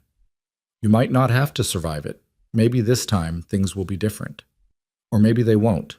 Maybe we'll have 5 good years or 10 good years, and then you'll die, and I'll be right back where I was, alone and broken, and wishing I'd never let myself hope. Jonas couldn't argue with that. Life offered no guarantees, people died, hearts broke. Hope was always a risk, but he'd learned something these past few months, living with Nora and Samuel, building a life from ruins. "Here's what I think," Jonas said slowly. "I think being safe means being alone. It means protecting your heart so carefully that nothing can touch it, not pain, but not joy either. And I think that's a kind of death all by itself. Slower than the regular kind, but just as final. So what's the alternative? The alternative is risk. Is saying yes to life even though we know how it ends. Is loving people even though we might lose them." Jonas reached out and touched Nora's face gently. "I'm not asking you to love me today. I'm just asking if you're willing to try. If you're willing to risk it." Nora closed her eyes, leaning into his touch. "What if I'm not brave enough? Then we keep going as we are, and that's fine too. But Nora, I've watched you walk through a blizzard to save a stranger's baby. I've watched you survive losing your own child and still find it in yourself to feed another. You're the bravest person I know, braver than Margaret, braver than me, braver than anyone. I don't feel brave. I feel terrified every single day. That's what makes it brave, doing it anyway, despite the terror." Nora opened her eyes and looked at him, really looked at him, for a long moment. Then she reached up and covered his hand with hers, pressing it against her cheek. "All right," she whispered. "All right, I'll try. But Jonas, you have to be patient with me. I'm so broken, and I don't know how to put myself back together. Then we'll figure it out together. We'll be broken together, and maybe that's its own kind of whole." Jonas stood then, giving her space, not wanting to push too far too fast, but Nora caught his hand. "Stay," she said. Just to sleep. Together. Like actual married people. I'm tired of you sleeping by the fire. I'm tired of being alone in this bed." Jonas felt his heart stutter. "Are you sure?" "No. But I'm going to do it anyway, because you're right. Being safe is its own kind of death, and I'm tired of dying." So Jonas lay down beside his wife for the first time, fully clothed, on top of the quilts, maintaining a careful distance. They lay there in the darkness, not touching, barely breathing, both terrified and hopeful in equal measure. "Jonas?" Nora's voice came out of the dark after a few minutes. "Yes? Thank you for not giving up on me, for not sending me away.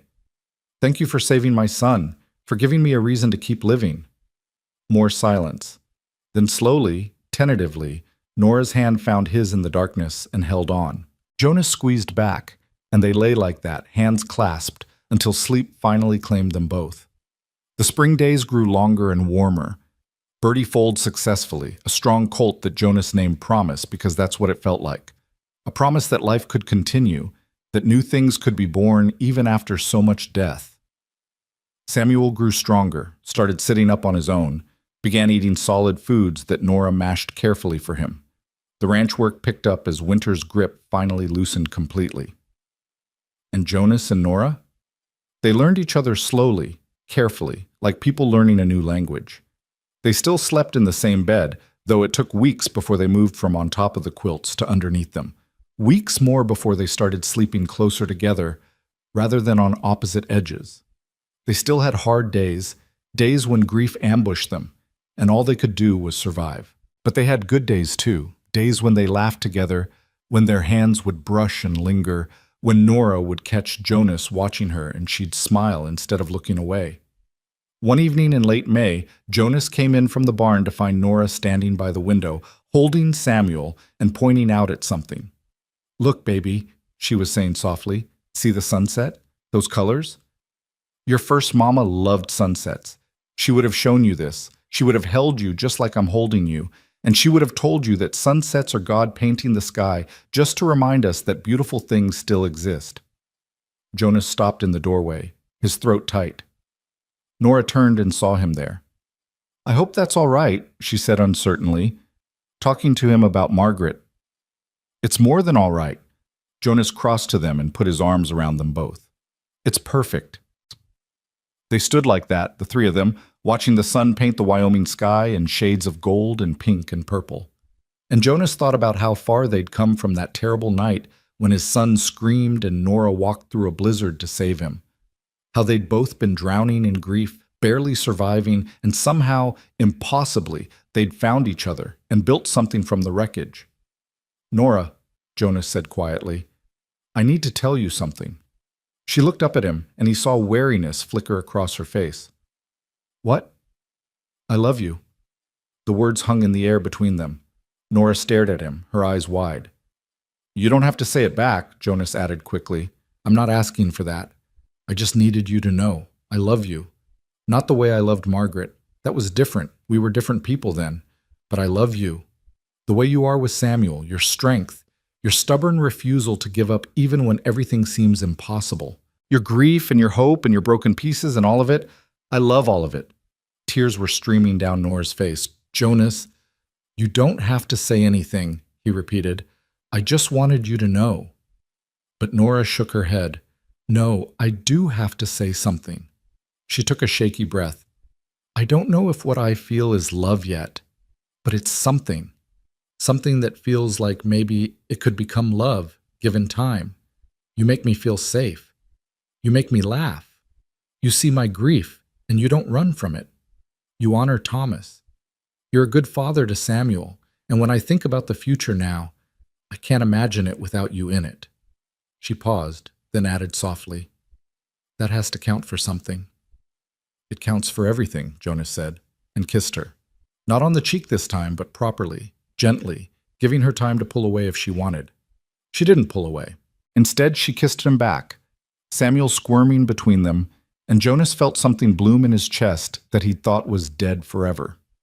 Not the death of his love for Margaret, that would always be part of him, but the birth of something new, something unexpected and hard-won and precious, precisely because it had been built from such broken pieces.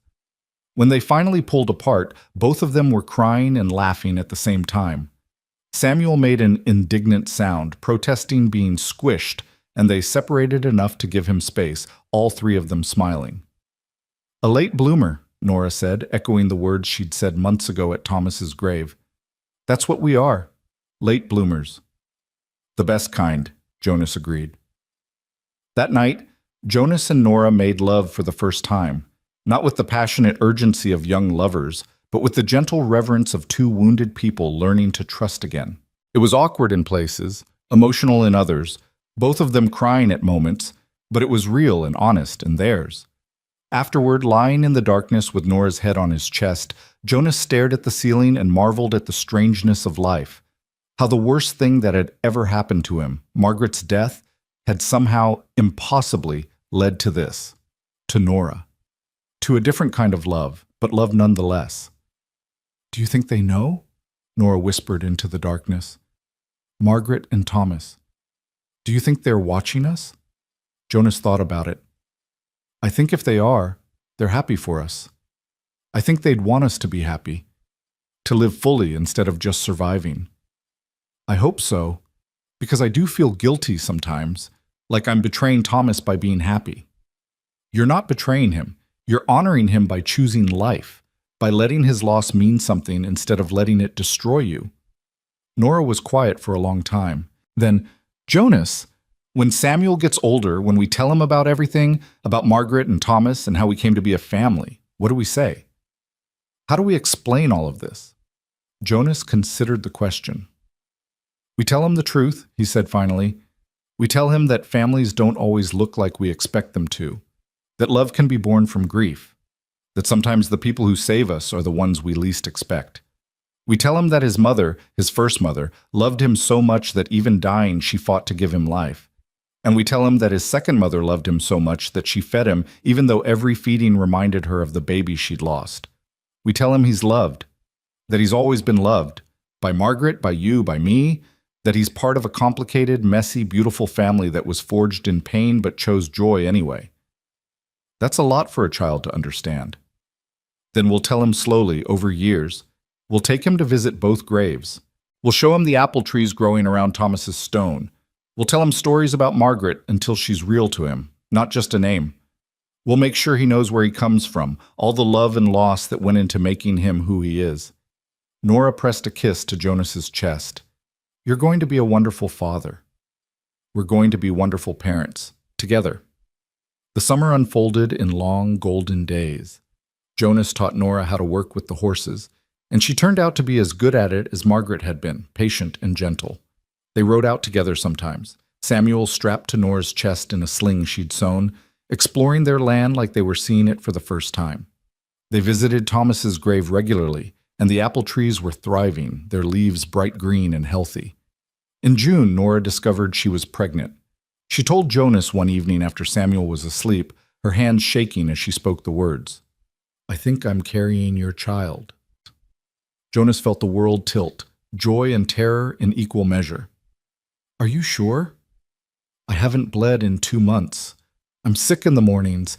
My body remembers this feeling." She looked at him with wide, frightened eyes. "Jonas, I'm so scared. What if I lose this one too? What if—" Jonas pulled her into his arms, cutting off the spiral of what-ifs. "We'll get through it together. Whatever happens, we'll face it together. But Nora, try to have hope. Try to believe that this time things might be different." "I don't know how to hope anymore. Hope hurts too much." "Then I'll hope for both of us until you remember how." The pregnancy was difficult. Nora was sick constantly, exhausted, and plagued by nightmares about Thomas's death. But Jonas was there through all of it, holding her hair when she was sick, rubbing her back when she couldn't sleep, reminding her over and over that this pregnancy was different, this baby was different. Summer faded into fall, and Nora's belly grew. Samuel, now almost a year old, was walking and babbling and getting into everything. He'd started calling Nora Mama, and the first time it happened, she'd cried for an hour, good tears and sad tears all mixed together. In October, they made another trip to Thomas's grave, this time bringing Samuel to see the apple trees that were now well established. The trees hadn't bloomed yet. They were too young, but Jonas assured Nora that next spring there would be blossoms. "You were right," Nora said, one hand on her pregnant belly as she looked at the trees, "about planting something living. It helps, seeing them grow. Like Thomas is still part of the world somehow, still contributing something beautiful." Samuel, who'd been toddling around exploring, stumbled over to the headstone and patted it with his chubby hand, babbling happily. "I think he understands, in his way," Jonas said, "that this is family, that this matters." They stayed for a while, just sitting in the cool autumn air watching Samuel play. And Jonas felt, for the first time since Margaret died, completely at peace. This was his life now. This was his family. Complicated and built from grief, yes, but real and precious and worth every moment of pain it had taken to get here. Winter came again, but this year they were ready for it. The cabin was well stocked with food. They had plenty of firewood, and most importantly, they had each other. Not just surviving together anymore, but truly living together. In February, on a cold night with snow falling outside, Nora went into labor. Jonas rode through the darkness to fetch Mrs. Brennan, the same midwife who delivered Samuel and failed to save Margaret. When Jonas arrived at her door, wild-eyed and terrified, Mrs. Brennan took one look at him and said, "This time will be different, Jonas. I can feel it." And it was different.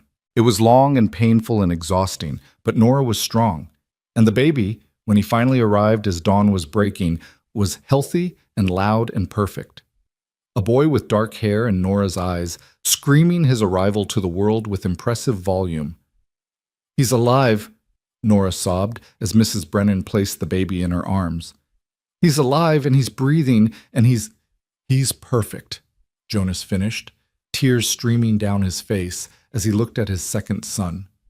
His first biological child, but his second son, because Samuel would always be first in his heart. They named him James Thomas Hale. James for the husband Nora had lost. Thomas for the son she'd buried. Jonas had suggested it, wanting to honor all the loss that had brought them to this moment. Samuel, now walking and talking in simple words, was fascinated by his baby brother. He'd toddle over to the cradle and pat James's head gently, saying, "Baby, baby," with great seriousness. "You're a big brother now," Nora told Samuel, her voice full of wonder. "You have to help us take care of him." And Samuel did help, in his toddler way. He'd bring blankets when James cried, would sing his own made-up songs to soothe him, would show him toys with all the pride of an older sibling. Watching them together, Jonas felt his heart could burst. This was his family. 2 sons, one born to Margaret and saved by Nora, one born to Nora and fathered by him. And Nora herself, his wife, his partner, the woman who'd walked through a storm to save a stranger's baby and ended up saving Jonas too. Spring came, and this time Jonas and Nora made the trip to Thomas's grave as a family of 4. Samuel walked holding Jonas's hand while Nora carried baby James. When they reached the ridge, they found that the apple trees had indeed bloomed, just as Jonas had promised. White and pink blossoms covered the branches, filling the air with sweetness. Nora stopped and stared, tears streaming down her face. "Oh, Thomas," she whispered, "look at what you grew. Look at how beautiful it is." Samuel ran to the trees, laughing and trying to catch falling petals. James gurgled happily in Nora's arms, and Jonas stood with his wife among the blooming trees, thinking about how life could break you completely, and somehow, impossibly, you could put yourself back together into something new. "A late bloomer," Jonas said, putting his arm around Nora's shoulders. "That's what you said we were, late bloomers." Nora leaned into him, watching their sons play among the trees. "Like us," she said softly. "We already did the hard parts, the grief, the survival, the learning to trust again. This is just the bloom after winter. The best part," Jonas agreed. They stayed there for hours, just being together as a family, letting Samuel run and play, feeding James when he got hungry, talking quietly about their plans for the future. They'd expand the ranch, maybe. Get more horses, plant a garden near Thomas's grave so there would be flowers as well as fruit trees. Raise their sons to be kind and brave and unafraid of grief. As the sun began to set, painting the sky in those colors Margaret had loved, Jonas gathered his family close and looked out over the valley. Their valley. Their home. "Do you think we made it?" Nora asked quietly. "Do you think we actually survived?" Jonas looked at her, this woman who'd walked through a blizzard to save his son, who'd given milk and heart when she had nothing left to give, who'd learned to hope again even after hope had destroyed her. He looked at Samuel, strong and healthy, Margaret's son being raised by Nora with all the love a child could need. He looked at James, the promise of their future, proof that life could begin again even after terrible endings. "Yes," Jonas said, "we survived. More than that, we lived. We took all that grief and pain and loss and we built something beautiful from it. We became a family." Nora smiled through her tears and pulled both boys close, all 4 of them huddled together as the sun set and the apple blossoms fell around them like snow. "A real family," she agreed. "Not perfect, but real." "The realest thing I know," Jonas said, and kissed his wife while their sons giggled between them, and the wind carried the scent of apple blossoms across the valley. They were late bloomers, all of them, plants that had survived winter's worst and emerged stronger for it. And as the last light faded and the first stars appeared, Jonas thought about how the worst night of his life, his son screaming, his wife dead, his world ending, had somehow led to this moment, to love and family and second chances, to proof that even broken people could heal if they had the courage to try. The wind picked up, rustling the apple blossoms, and Jonas could have sworn he heard laughter on it. Margaret's laugh, maybe, and a baby's gurgle that might have been Thomas. Or maybe it was just the wind. But Jonas chose to believe they were there, watching, approving, blessing this strange family that grief had forged and love had saved.